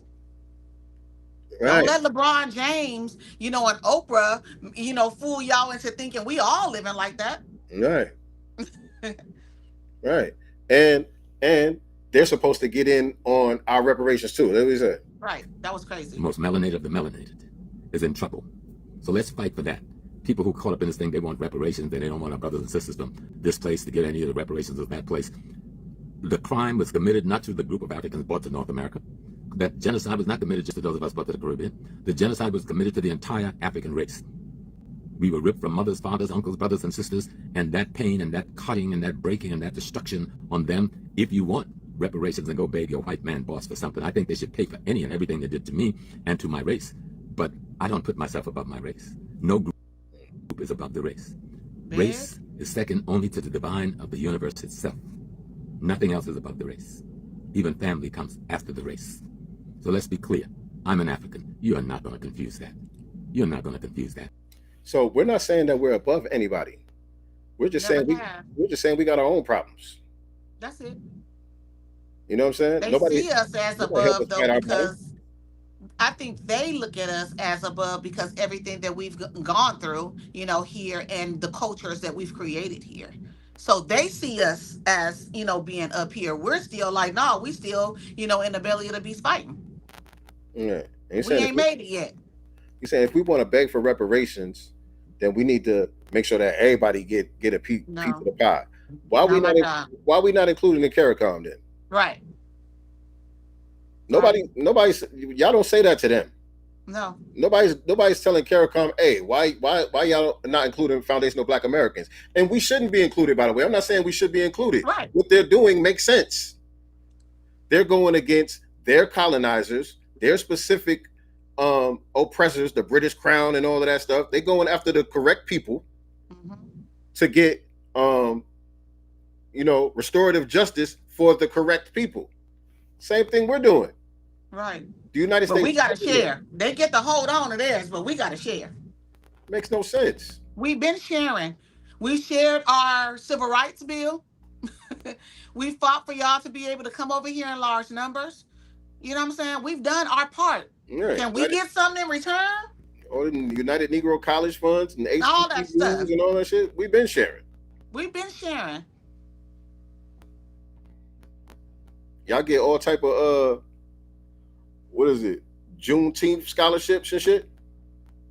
Any win they get, they attribute that to their people, mainly the tribe or their, continent, whatever. They don't attribute it to blackness. So, Professor Small, are we just supposed to be invisible over here? Yeah. Are we supposed to just be invisible? Everybody else has their unique identity, but we're just invisible, generic Africans. Right. And they're not invisible, generic Africans in their homeland, on the continent. At all. At all. At all. But they don't say race first. They say Igbo first. Igbo first. Yoruba first. That's what they say. And we can go there, and I can prove that if we can dig up that old video on YouTube when Malema was talking about taking, the land back from the white colonizers, and it was this white woman who was Igbo jumped up in the audience, and she was talking about, before you take the land, you have to make sure it should go to Igbo first. She was like yelling and screaming, and he was like, wait a minute. He was trying to do the whole one Africa. We're African first, not tribe first. Right. I think it was Zulu though. Or something she was saying. Yeah. You know what I'm saying? But at the end of the day, she wasn't talking about Africa first. Right. Let's get it out the hands of these wrong people. You know what I'm saying? She was worried about her own tribe. Right. Right. And they tell you that. They tell you that when they come over here, their parents tell them, either if you marry somebody, try to marry somebody from the tribe. Mm-hmm. If you can't marry somebody from the tribe, at least marry somebody that's African. If you can't marry somebody that's African, maybe marry somebody from the Caribbean. If you can't marry somebody from the Caribbean, get you somebody white. Get you. But whatever you do, stay away from the Akata. I'm just saying, and we're supposed to be okay with that, overlook that, ignore that all, because in his words, they don't understand the history. You know what? We're all learning, in real time. A lot of stuff, that's not an excuse. Right. All right, we got 1 minute left on this video, and then we're going to move on to the next one. And if you think anyone else is confused that, go listen to the thousands and thousands of lectures I put all over social media and other parts of the world for decades. So I just wanted to get that out and make it clear. Stop playing. If you're a coward and you don't want to fight for freedom, so you don't want to identify as an African, then go to the coward's place. We'll come back and get you later. But right now, we have to fight for our freedom. True freedom is to restore your identity. If you talk about freedom and you don't know what your identity is, you are not free. I don't care how much money or degrees or whatever you've got. I'm a free African being. He said, I want y'all to remember that right there. That part right there, that's going to be important in a few minutes. Let me play it again. Get you later. But right now, we have to fight for our freedom. True freedom is to restore your identity. If you talk about freedom and you don't know what your identity is, you are not free. I don't care how much money or degrees or whatever you've got. I'm a free. If you talk about freedom and you don't know your identity, what he said? Then you're not free. Right. Get you I don't care how much money you have, education you have, degrees. Fight for our freedom. True freedom is to restore your identity. If you talk about freedom and you don't know what your identity is, you are not free. I don't care how much money or degrees or whatever you've got. I'm a free African being living in the universe. Don't confuse it. Living in the universe, Georgia, somewhere. Mm-hmm. So before I play his second video that he made recently, I'm gonna have to go back to the older video based on what he just said right there. So in this video here, and hopefully that didn't mess up the damn sound again. Let's see. Let me test it out. I would be hot. Can you hear it? It's good. It's good. All right, good. So this video is from, when was this posted? A couple years maybe. When was this put? It was 3 years ago. This video is from 3 years ago. Dr. Kaba, Professor Small, and our brother Chase McGee was on the Hoppy Film Channel, and they were talking about the same conversation about the delineation movement. Mm-hmm. And these were some of the things that he said here, and I want to speed this up also. And fair use, by the way, I know this is their Right.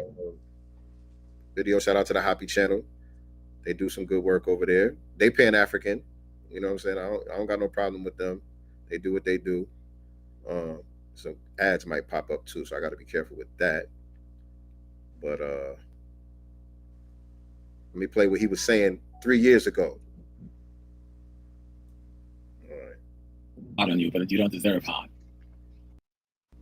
When you're the sun, that's what you are. See, those who come with this new realities.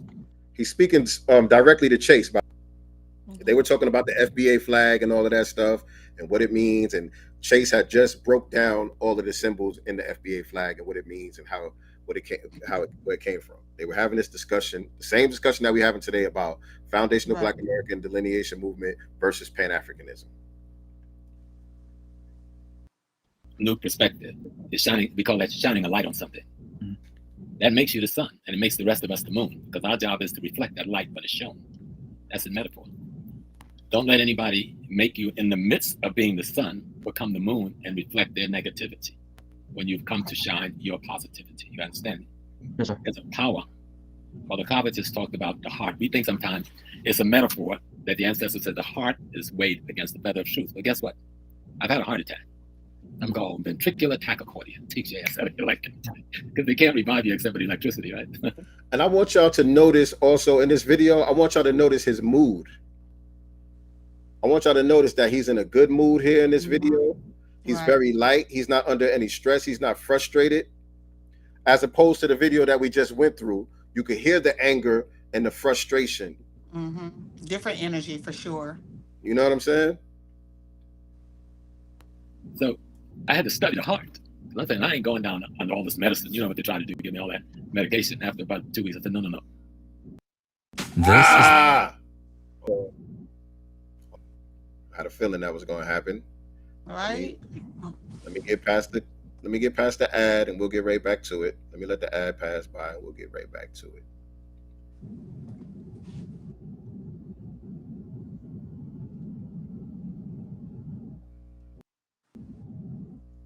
All right, here we go.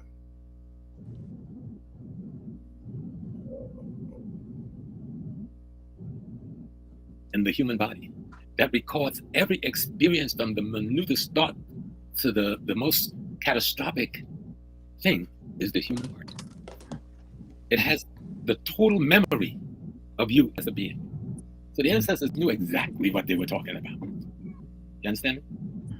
Your power that we call spirituality, that power is being the divine no matter what come at you. Because nothing can override the divine. The time had to come for that flag. But like I said, he's talking about the FBA flag, y'all. Mm-hmm. He said the time had to come for that flag. Like I said, Chase just broke down the flag for him. I've been trying to say this for 30 years. Me, Mother Moore's been trying to say, not in opposition to. I've been trying to say this for 30 years. He talking about the delineation. I've been trying to say this for 30 years. Queen Mother Moore have been trying to say this. Look, let's listen to what he's saying, y'all. This was 3 years ago. About 2 weeks. I said, no. This is between me and the universe. If it takes me. I'm going to learn to work with my heart. And then in all of the studies, you know what I learned? The one organ in the human body that records every experience from the minutest thought to the most catastrophic thing is the human heart. It has the total memory of you as a being. So the ancestors knew exactly what they were talking about. You understand? Your power that we call spirituality, that power is being the divine no matter what come at you. Because nothing can override the divine. The time had to come for that flag. But like I said, I've been trying to say this for 30 years. Me, Mother Moore's been trying to say, not in opposition to anybody or against anybody. We were trying to explain how do we do something to help this group be somebody, because one of the weak links in the Pan-African chain is the lack of consciousness as regards identity in the foundational Black American community. A community that should be one of the strongest in the world in the Pan-African chain. becomes weak because it has never really defined itself as a part of the chain. Now let's unpack that right. Because what he said was powerful, but I also disagree with part of what he said, because he was saying by us not having a unique identity at the time, he's talking about the importance of us having a unique identity. He's saying, I've been trying to come up with something for the past 30 years that gives us here in America a unique identifier. Him, Queen Mother Moore, others have been trying to come up with a unique identifier specifically for us, because what, according to him, he's saying, being that we didn't have one, we were the weak chain in the Pan-African, we were the weak link in the Pan-African chain. That part I don't agree with. Right. Pan-Africanism is actually foundational Black American culture. That's it. That's our shit. Right. Africans, because most Pan-Africans are just Black Americans, right, with dashikis on. Right. Pan-Africanism comes from here. It don't come from the continent. And he knows this. So I don't understand why he would say that we were the weak link in the Pan-African chain due to the lack of identity. You know, I don't know what he was trying to say there. But nonetheless, the important part is that he's saying that it is important for us to have our own unique identifier. Right. He didn't see that as a contradiction to anything else, whatever his ideologies and all of that may be. Right. He didn't see that as a contradiction. He saw that as being an important piece of the puzzle, something that was missing that we needed. Let me let him cook. You understand what I'm saying? Yes, sir. You had to happen. The foundation of Black community grouping that had to happen. It's time. But what you have to learn, and Baba was talking about that thing about the woman that Infidel, she was talking about, you know, in the pyramid text, which I know you're very familiar with, Baba. At the end, when as Amun Ra is finishing his dissertation, he says, and I came from my mother, Nun, meaning all that I am, all that I've created, all that I've imbued into what I've created is a result of my coming out of the primordial waters on my mother. The body's... All right. All right. So this had to happen. Mm-hmm. That's what he was saying 3 years ago. Necessary. Right. It was necessary. He said it's time. Mm-hmm. The foundation of Black American movement had to happen. He said this came from the spirit realm.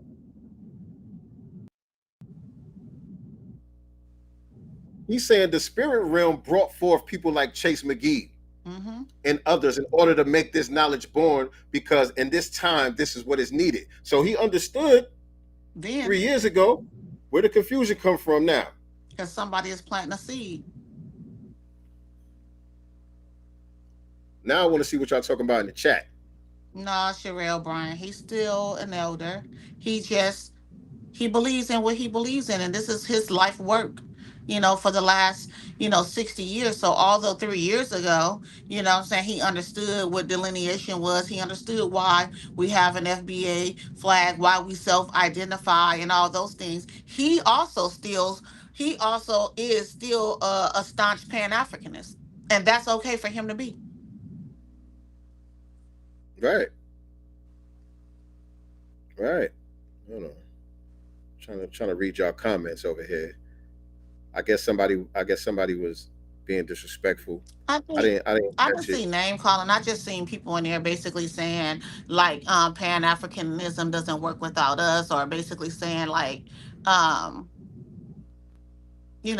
he earns his money basically being a Pan-Africanist. I guess that. Right, and that's some people's perspective. Some people feel like the motivation now, what he's saying now, as opposed to what he was saying 3 years ago, is because the money is drying up. That's some people feel that, and that may very well be. I don't know. Right. Where it's coming from.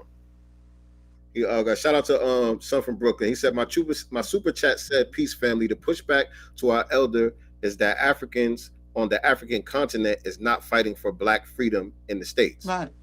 Facts. Actually, they're working with white supremacists, to keep us from getting our justice claim. If everyone cleans up their yard, the neighborhood will be clean. FBA are not going to clean everybody's yard. It's not our job. Shout out to Debo 001 ×4 or whatever the rest of your handle is. Shout out to you, Yeah, brother. it's not our job to do that. We are Kang in the Ant-Man movie, the third one. We are all the gods on every timeline. Damn, I miss Bobby Hebbett. He a real one. Yes, indeed. Ilhan Omar says she's Somalian first. She did. Even if she has to take a seat from a black person to succeed, is what you meant to say. Shout out to Nothing But a G Thing. Actually, I'm gonna play the other video, but I wanna open up the floor too, because we are we're not really running out of time. We got time. But I want to hear from some of y'all as well. They can't restore our identity because they don't know our identity. We ain't them. Shout out to Jay Lilytree. That's Happy. I went to see that. Yeah, that's that channel from the Happy channel. Yes. Salute Sincereluvdagod, FBA family. He says he is both Pan-African and FBA. I'm listening to this. Interesting. Shout out to FBA Strong 8815. Well, now he ain't FBA no more. He changed his mind. Yeah. So Debo said FBAs are not against Pan-Africanism. It's just that no one practices it except for us. Right. It's not practical for us. It's not practical at all. It's not practical for us, and that's just it. And it has nothing to do with being against them, hating them, none of that stuff. It just isn't practical for us. Yeah. See, that's what I said. That's what I said. He was very angry. Check how people act and react when they're angry. You're right. Right. You could just clearly see he was frustrated. Africans don't like us saying stay home and go home. Blacks with business in Africa will be made to suffer. All right. He might be having the health and need that and Cobra bag. I don't know. Okay, so I see somebody said plebiscite babbling fool. All right, sure. He says not identifying as FBA, we were the weakest link. Right. When we didn't have an identity, we were the weakest link. I didn't understand the part about the weakest link thing, but it was important for us to self-identify. Right. Especially in the political realm. And for our fight, for reparations. Absolutely. Said we should definitely still have respect for Dr. James Small. We don't have to name call, period. Agreed. Yeah, I mean, we can respectfully disagree. Listen. We can respectfully disagree. It's like my brother Ish said. We got it from here. You know what I'm saying? He put in his work. He did what was necessary during his time. The torch has been passed. We got it from here. Right. And then again, Pan-Africanism isn't practical or reciprocal. You know what I'm saying? So why are we still, pushing something that isn't practical or reciprocal? It's not a reciprocal strategy for us as foundational Black Americans. I see this notion a lot. Some shout out to She Built Journal. She said, I think that's She Built Journal. Sad to say, but the elders failed us. And I may have even made similar comments to that. And I hear stuff like that all the time. But I don't think I really agree with that. When you really study our history, you know what I'm saying? People did what they could do at the time. Right, with what they actually knew. What they knew, what they had, as far as resources, information. We're in the time, the time of information right here with these devices that they didn't have. Right at your fingertips. The ability to they did a better job at certain things with less than what we're doing now. Agreed. When it comes to organizing and getting people on code and stuff like that, they didn't have no internet, social media. You know what I'm saying? But they were still able to rally the troops, get people out in the streets and make noise and shake the table and do certain, you know what I mean? I can't really just throw the baby out with the bathwater like that. You know what I'm saying? Some things were done prematurely, but those that came before us that had the best intentions. I'm not talking about the coons and people like that, the turncoats and all of that. I'm talking about the people that had the best intentions. They did the best they could with what they had and what they knew at the time. Do you think So that I can't but respect that. do you think that during that time, during our ancestors' fight for civil rights and stuff like that, do you think that they would have been as successful as we had the number of melanated immigrants here then as we do now? You know what? I don't, Me neither. because I seen, and did we talk about it on here? I don't know if we talked about it on here. I know I posted it. This was like over the summer. There was an article from like 1963 that African dude wrote. It was I forgot where it was from, but it was from a black newspaper at the time or something like that. And there was an African dude in there talking about tethers. He was talking about the disposition of Africans that come over here and look down on foundational Black Americans. In the 60s, he was talking about this. Wow. He was talking about people in his own family. You know what I'm saying? He was exposing this stuff way back then. So it was already a problem then. Mm-hmm. So if they would have been flooded with the type of numbers that we are experiencing now, yeah, civil rights movement would not have still been be in Jim Crow. We would have still been in Jim Crow. Right, because niggas would have been still getting on the bus. Niggas would have still been going past the picket lines, all of that shit. You know what I'm saying? Just like we see now when we say don't go in that salon because they done beat up a black girl or something. You always got some Caribbean or some African that's still going in there to get their nails done. Right. Shit. You know what I'm saying? So yeah, I don't think this the civil rights movement would have been as successful if they were flooded with a bunch of melanated immigrants like we are. Son from Brooklyn said it was a Trinidadian that wrote that article in 1963. He said it was a Trinidadian? It was a Trinidadian, yeah. Okay. Thank you for that. Appreciate it. I seen Professor Small peek at the Slave Theater in Brooklyn in the 1990s. He is still a respected elder. Yeah, it's deep. And I think that, we have to look at, one, his age. You know what I'm saying? The fact that he's been doing this for as long as he has, he has committed his life to this work. So we can't expect him to just pick up and, be where we are, what I'm saying, right now in the movement. I don't expect that to be. Abiy Hamed was a problem too. He misled a lot of people. Really? Okay, somebody said that in the chat. Pan-African was created. Okay, y'all going in. So look, I'm gonna drop the link in the chat. I'm gonna drop the link in the chat. If y'all want to join and add on to the conversation, here go the link right here. I see it. They go to link right there. And let me go to this other video and play some of this here. Okay, where we at? He's scheduled to be in Tariq's next documentary. Yeah. Tariq just mentioned that within the last 10 days. This explains why the elders get upset at foolishness that's non-constructive. Okay, yeah. Super chat. So yeah, Cheryl Bryant. I'll let you come up if you're going to keep it respectful. I don't mind you, having a different perspective or whatever the case may be, but you can still be constructive. You could still be constructive. You know what I'm saying? If you want to come up and say what you got to say, we don't mind, but keep it constructive. The link is in the chat, by the way. We have a super chat from Franklin White.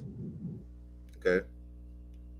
Shout out to Franklin White. Well, let me see if I could highlight that real quick. It's all about the lineage now. Pan-Africanism is dead. Shout out to Franklin White. Cool. Appreciate the super chat. Breeze Omega says that I have the best forehead. Y'all gonna leave my head alone. And he said you're gonna be his lady. Don't leave that part out. Wait. Don't leave that part out. I'm getting I'm hollered at. I'm getting hollered at. About time.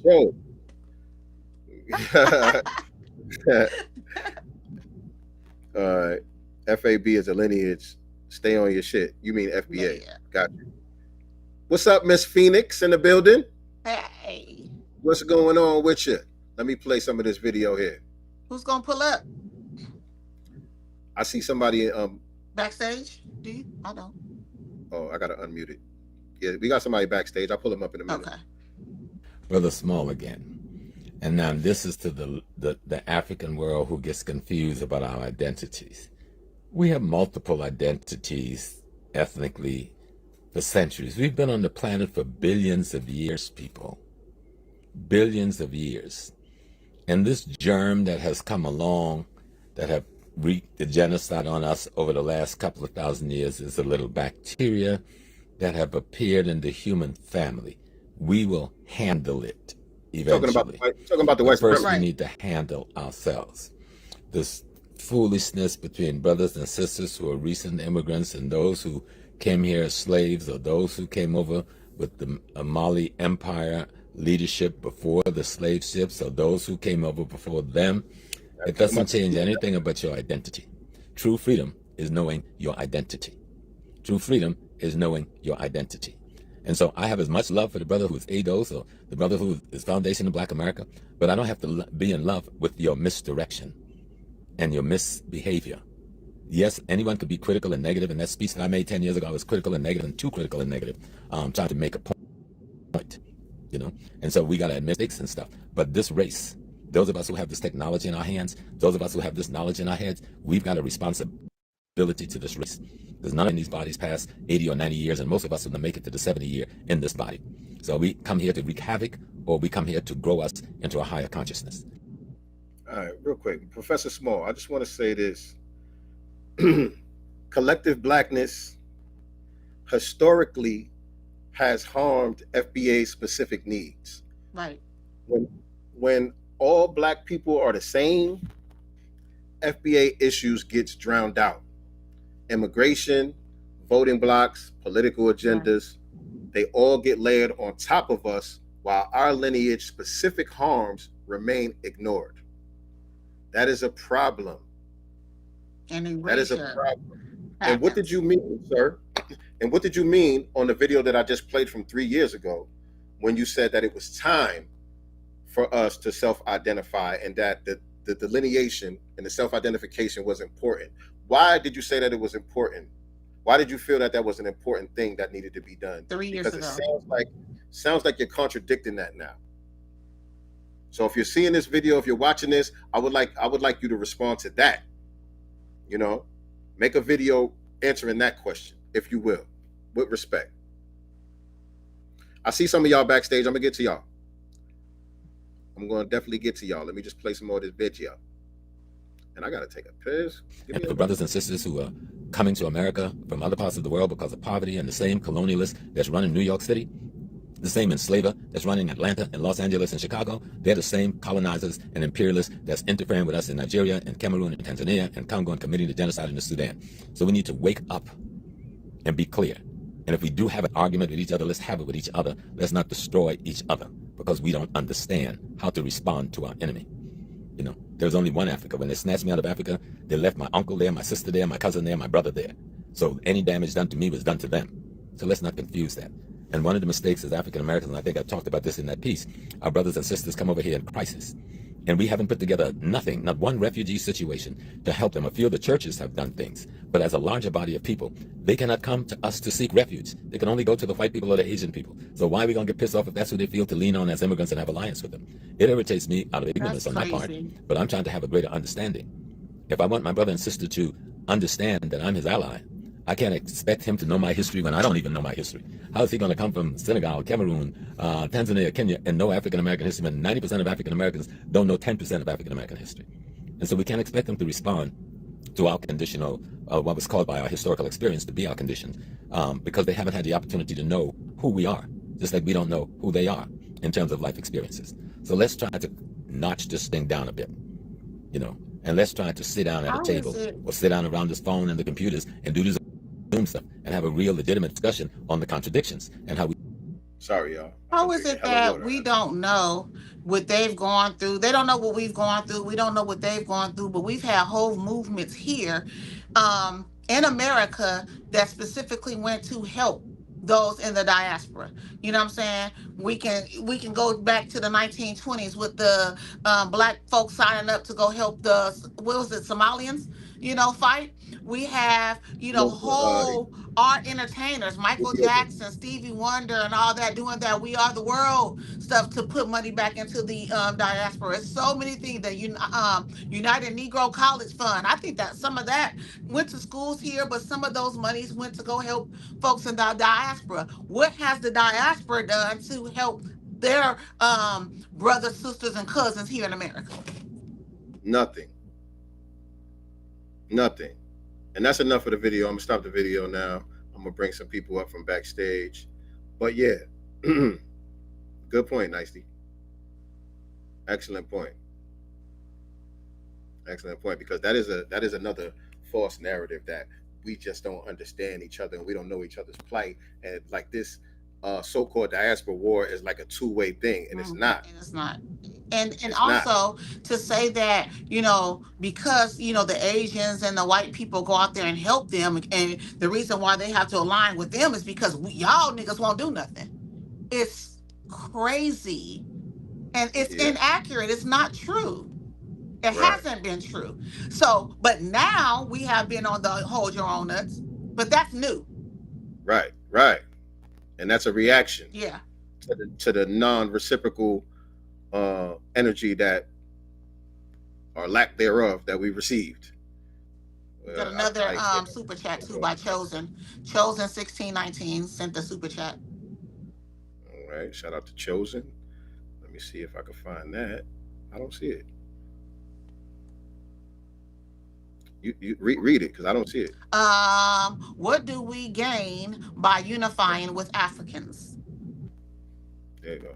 Appreciate the super chat, Chosen 1619. Definitely appreciate the super chat. Let me get Mr. Ish in the building. Brother Ish. Peace to God. Jesse Paris in the building. What's up? Peace. B1 and Miss Phoenix. Oh, we got some. Miss Phoenix. We got another sister. Divine feminine energy up in here. Let's go. We're gonna start with you, Brother Ish. Unmute your mic.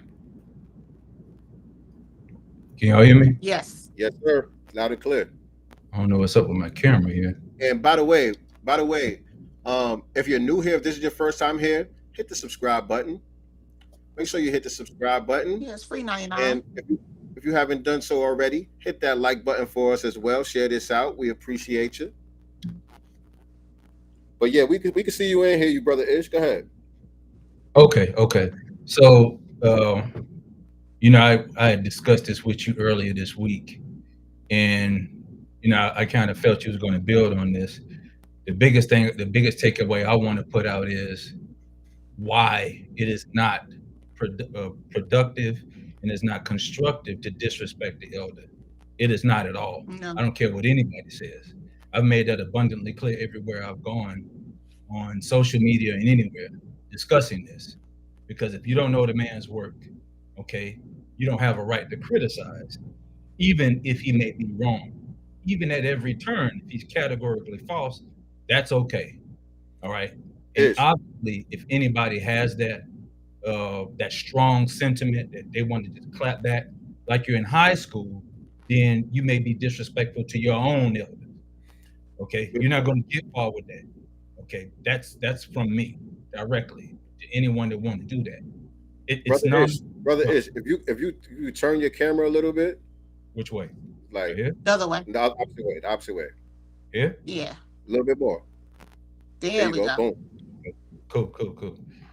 Cool. Okay. Well, I hope everybody heard what I was saying, because oh no, loud and clear.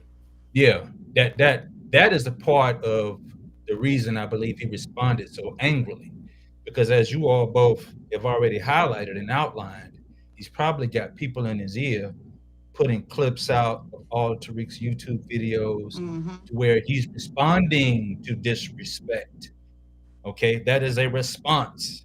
Okay, that is a defensive response, not an offensive, attack. There's a difference. There's a Grand Canyon difference. And if everyone doesn't have the ability to understand that, then That's a different conversation for you to have with someone else, not for those people who are out here actually doing the work and signal boosting. You know That's a what? different conversation. He also has Tariq's number. So if he felt that Tariq was saying something, even on those clips, you know what I'm saying, that he felt he strongly disagreed with, he can pick up the phone and call Brother Tariq and say, yo, I seen this, or this was sent to me, man. What's going on? You know what I'm saying? And to Before be I clear, get out here and respond, you know, I want to come directly to the horse, you know, and get it from the horse's mouth. You know what I'm saying? Before I get out here and react angrily based off a clip, you know, that I may have sent. He was sent. You know what I'm saying? So right, I will say that too. right. But to be clear, he did not mention Tariq one Of course not. time He's not. in none of those videos. He's not going to though. To be clear. Exactly. But remember, go ahead, brother. No, what I was saying is, remember also, y'all talked about this. It's a very nuanced, and shout out to Dr. Wesley. God is in the nuances. It's a very nuanced discussion. Yes. Why? Because this was dealt with a few years ago. Okay, let's not forget that. So he don't want to, and I'm sure Brother Tariq don't want to go back and forth with the elder. No. Let's not forget, the brother just turned 80. If anyone has dealt with an FBA elder over 70, listen, 60. What you talking about? Hey, you know what I'm saying? It's different. Right. And let me piggyback on that point right there, because I just want to say that the purpose of us doing this is not to try to change Professor Small's mind. No. This is not about him and what he thinks and what his opinions may be and where he may be wrong at. This is about narrative control. This is about making sure that we maintain control over the national lexicon and the narrative of what's being told about us, our history, our lineage, our culture, our needs, our grievances, all of those things. We have to maintain control of that and not allow the elders' misguided words to be weaponized against the movement. Right. That's why it's important. All facts, all facts. I've also made it clear, because this has happened previously with others that may not have the prominence of a Professor Smalls, anyone like that, in private conversations when you're talking to one of your elders. Always remember, and this is primarily for the brothers, older men for counsel, young men for war. Okay? That is there for a reason. That doesn't necessarily mean you have to take the counsel. It has to be wise counsel. You dig what I'm saying? There's a reason for those statements to hold truth. And I'm not just speaking, willy-nilly, okay?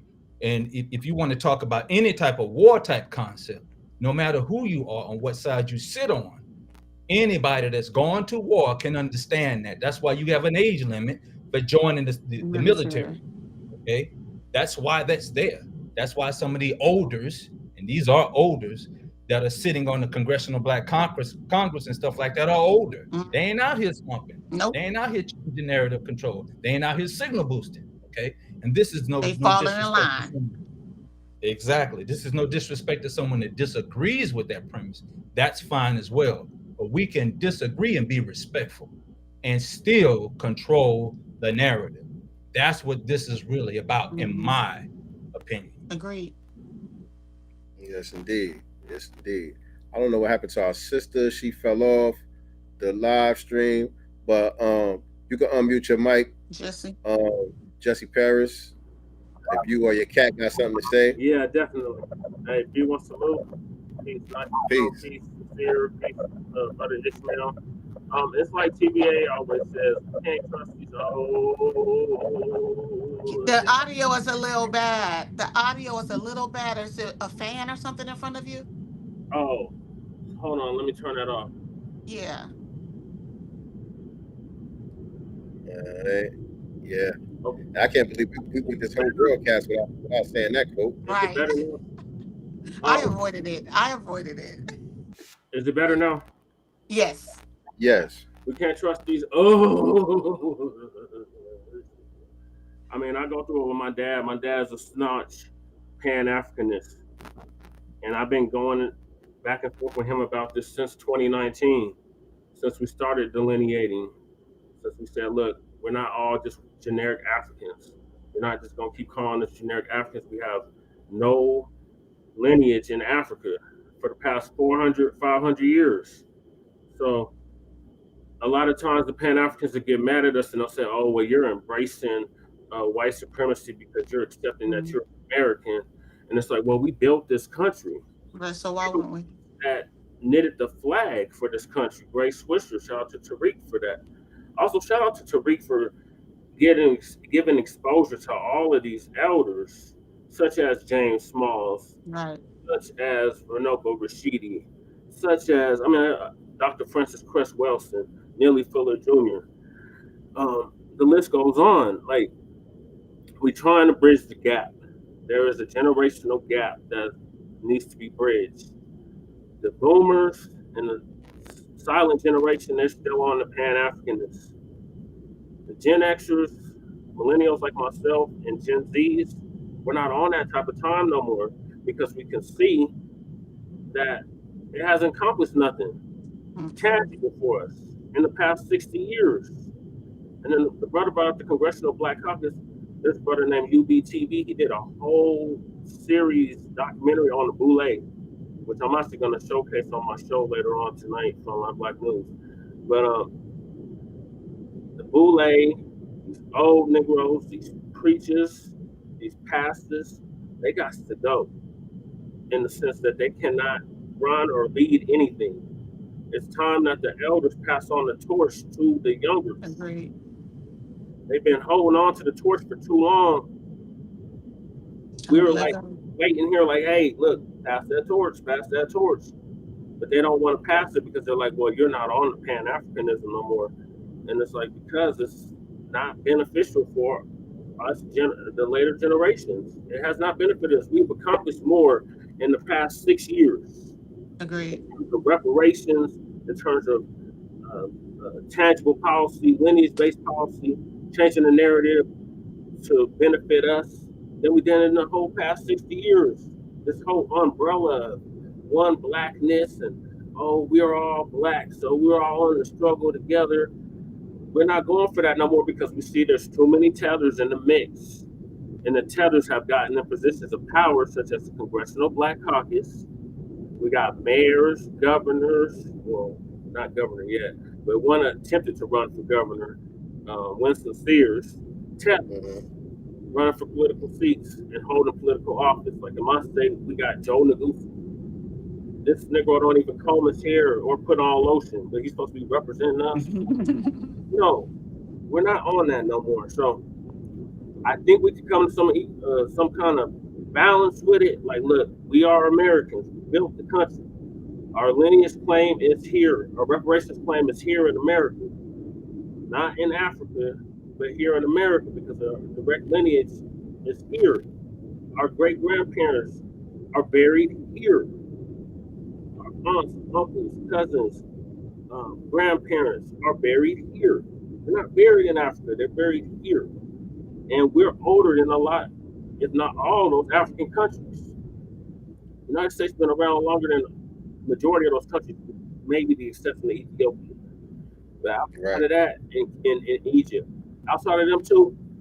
And the Caribbean too. In the Caribbean, we're older than the Caribbean too.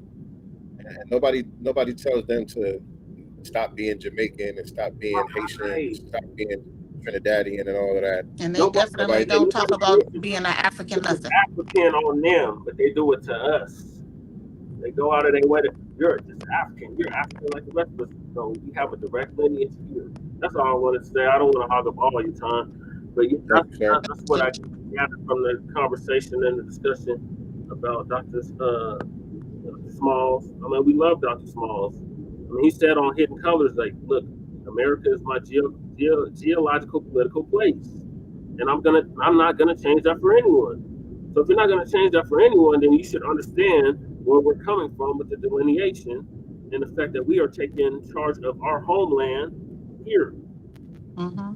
And changing the narrative that, no, we didn't all just come over here on a slave boat. No, there were already black people already here that were reclassified as black, Negro, and colored. We're not going to allow the elders or the olders to change that narrative. I had this conversation, like I said, I had this conversation with my dad. My dad's a Black Panther. He's one of the founders of the Denver chapter of the Black Panther Party, Chairman Sankey. He literally told me he spent 50 years convincing us ends that we were Africans. So I said, what were we before that? Native Americans, Aboriginals, Indians. He was like, yeah, you got your work cut out for you. That's what he told me. This was back in like 2019, 2020. Well, you know what? Yes, indeed. We built for it. Over and over again, is insanity. So Ooh, nicely. Your audio is I chopped. understand what you're saying. Your audio is chopped nicely. I don't have anything. You got any my final statement is thank you for having me on your show. As always, for those that don't know, Sincere and Nicety Girl gave me exposure when nobody else was giving me exposure when I was running for mayor of Denver, Colorado back in 2023. So shout out to y'all for that, and definitely make sure y'all check out the Frontline Black News. We've been around for 5, going on 6 years. Yes, sir. Appreciate you, man. Salute. You want to try again, Nicety? Yeah, you gonna have to go out and come back in. Brother Ish, you got any final thoughts? Yeah, just a few, not much. And I know you want to close it up. Y'all been cooking real good for a minute. The notion that about we can't trust these old N-words and stuff like that. Yeah, it's funny and it's cool. However, when we talk about a leader, we don't look at any one person. When I say we, I'm talking about those that are like-minded. Mm-hmm. Okay, that's why this is important for you all to have this discussion on your important channel today, because this is when you say narrative control. Narrative is a code. Okay, you have to align yourself with a code or a standard. Dick Gregory said it best when on one of the videos he did many moons before he passed. America is my mama. If y'all remember that, there's a reason that he said that definitively. There's a reason that the most honorable Elijah Muhammad stuck right here and didn't go nowhere. Okay, there's a reason the religious texts were prophesized about those black people coming from the West. Right. All right. Right here in this country, these phenomenal feats that have happened in and out of chattel slavery didn't just happen, just come happenstance. Okay, there's a divine essence that is within us. Okay, an ancestral spirit brought forward foundational Black Americans as a name and a lineage to identify with. Okay, this is a changing of the guard. Right. And anytime you do the changing of the guard, when the old guard don't want to let go, sometimes you got to forcefully take it away, but you can still do it respectfully. The silent generation and those other generations before did it as well. Okay, if people know their history, they can look back at the times when there was internal conflict. You see what I'm saying? Mm-hmm. And they dealt with it behind the scenes. Now, granted, there was no social media back then, right? And everything was highlighted and pushed forward. So my final statement is: take the elder for what he says, let it be, and let's keep pushing. Appreciate y'all for having me on. Thank you, Ish. And delineation continues. And speaking of delineation, I want to just say California, the state of California has already started the delineation process. We have become federally recognized on the U.S. Census. And so under Black or African American, they actually have categories: a descendant of a person or persons who were enslaved in the United States, not a descendant of a person or person who were enslaved in the United States, including but not limited to African Black, Caribbean Black, or other Black. That's on applications now. What are they again? So you have Black or African American, right? And then it says under that box or under that category, it says you either choose a descendant of a person or persons who were enslaved in the United States, not a descendant of a person or persons who were enslaved in the United States, including but not limited to African Black, Caribbean Black, or other Black. And then it says descendant status is unknown, choose not to identify. right? And see, this is why I said earlier that we have made tremendous strides simply by just self-identifying. Yep. And so that's why conversations like this are important to, that we continue to have these conversations, because the more people that we get to understand and the more people that we get on code, the smoother the transition will be. Right. You know what I'm saying? Because all of the resistance is not from willing ops. Some of the resistance that we get is from unwilling ops. Mhm. People that are working against their own best interests, unbeknownst to them. You know what I'm saying?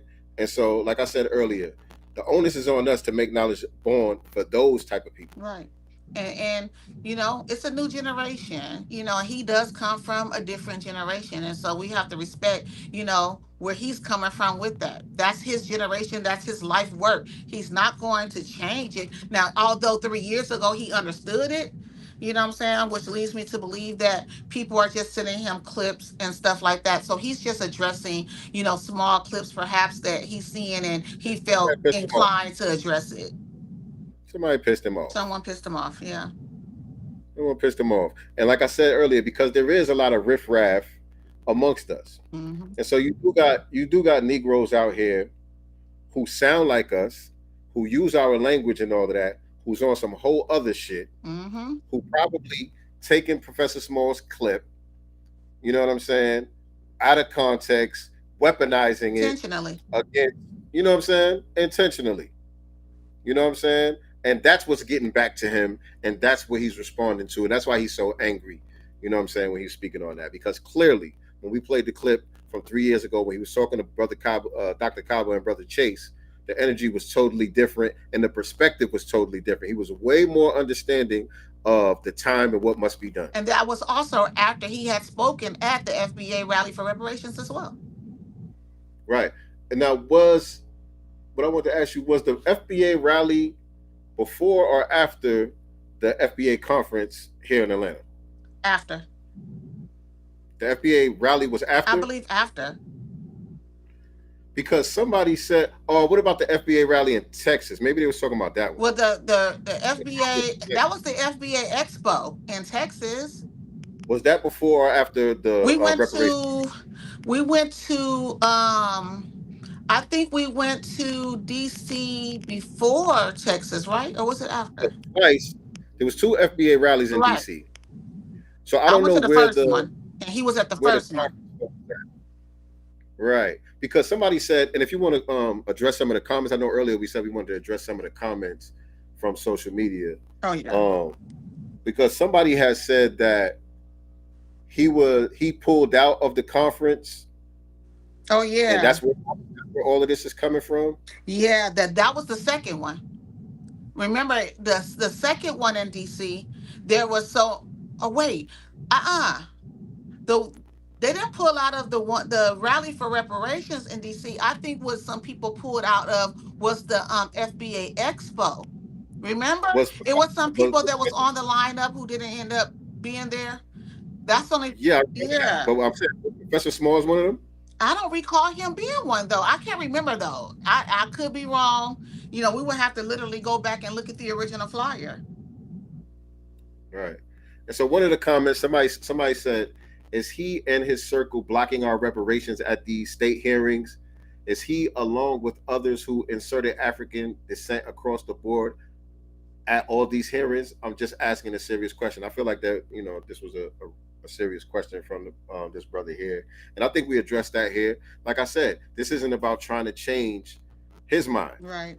It's about maintaining control of the narrative. Maintaining control of the narrative and making sure that what he's saying in these videos is not weaponized against what we got going on. Right. That's what this is about. I have a comment from the Shadow Alchemist. He says, very unfortunate he's speaking out of fear and a bit of misunderstanding as well.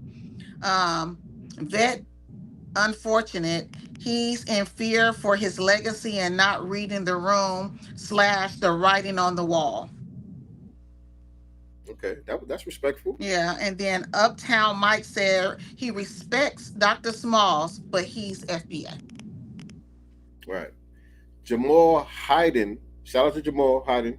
He said, "Oh shit, where Nicey go?" But he said we're gonna have to check him. The code is the leader. Now I didn't agree with that. Where Nicey go? Did her phone die or something? I think her device might have died or something. She should be back. But I didn't agree with that. He said we're gonna have to check him. The code is the leader. Yeah, the code is the leader, but what you mean we're gonna have to check him?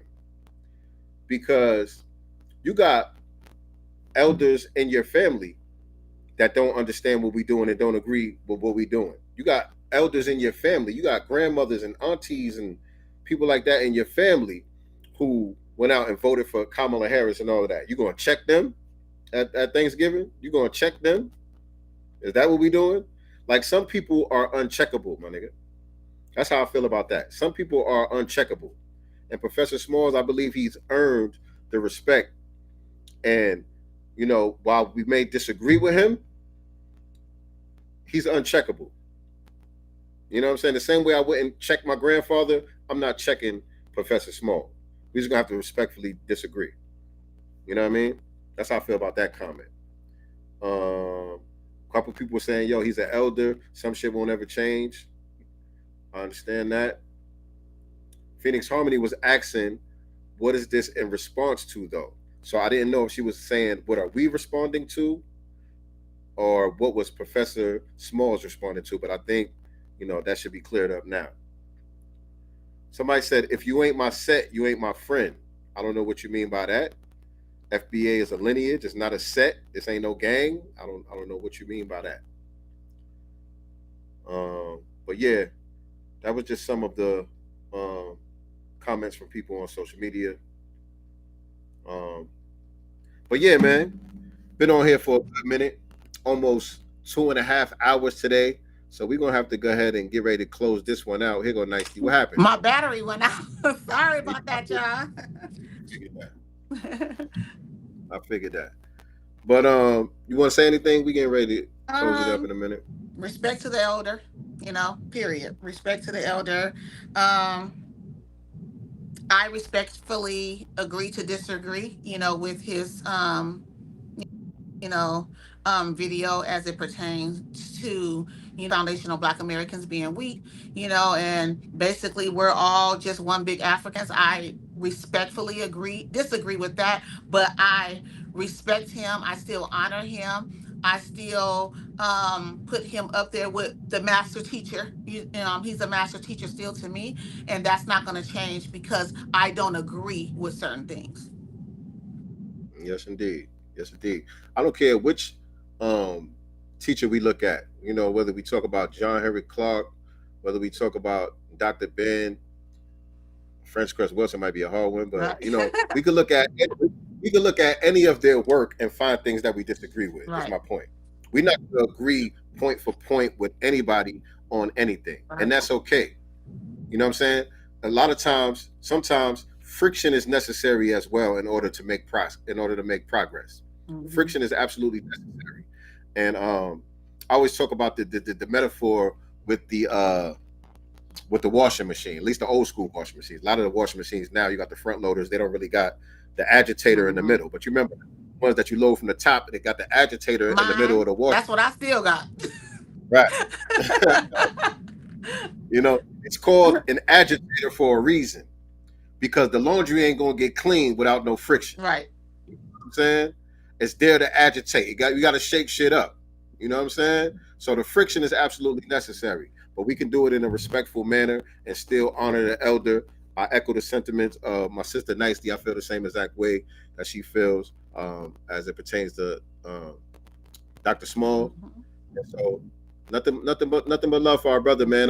You know, if you get a chance to see this, if you watch this at all, we would love to have you on and, you know, have the discussion, a respectful discussion. You know what I'm saying? Let's get it. Let's do it. You know what I'm saying?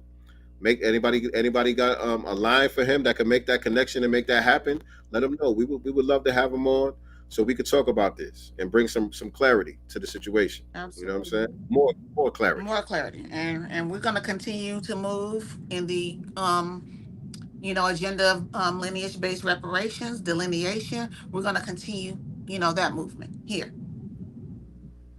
Yes, indeed. Cheryl, why didn't you get on? You He said talking she has some hellish. technical difficulties.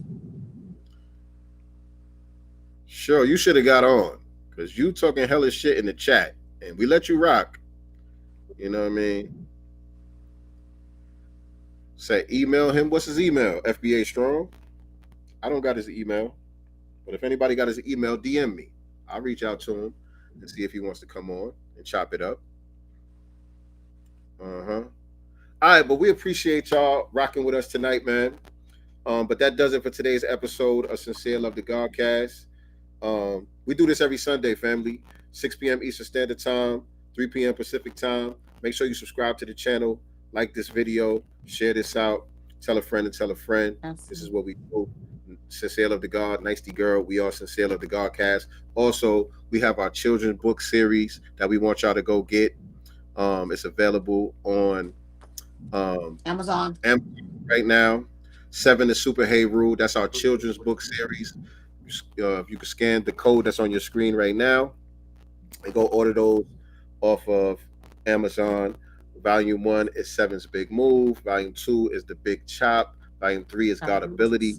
And we also have an activity book that goes along with the series that teaches the babies, a lot of different things. Tut language, supreme mathematics, whole bunch of different stuff. We got a lot of the master teachers in there. Even Professor Smalls is inside the activity. Exactly.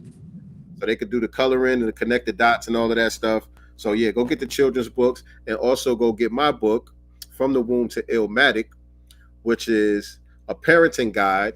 It is a hip-hop inspired blueprint for unlocking your child's inner genius. For those that don't know, I see many of y'all are new here. And so for those of y'all that don't know, my son 7, the children's book is based on my son 7. And this book was inspired by my son 7's early learning journey. He was reading and doing math equations way before he even started school. While he was still in diapers, he was already reading books and stuff like that. And, he was very advanced learner. And so people used to always ask me and his mother, what we did, how we, why is he so smart? How's he able to do all of this? And so I put it in the book, From the Womb to Illmatic. And so it's holiday season is coming up. We got a Retrocession coming up, all that. It's a perfect time for y'all to gift somebody the book, From the Womb to Illmatic. Somebody that got a newborn baby out there, a little toddler out there, something that can use. Cheryl, stop. Cheryl, Sincere did not cuss you out. Stop that. Sincere did not curse at you. Stop it. Stop. That's giving Karen. Cheryl trolling now. You're trolling. Yeah, stop that, Cheryl. We're not doing that. You're trolling. But anyway, NT-Way. Always remember, family, we are not the master teachers, but we are the master students and signal boosters for the voices of the new Black media. Peace and Black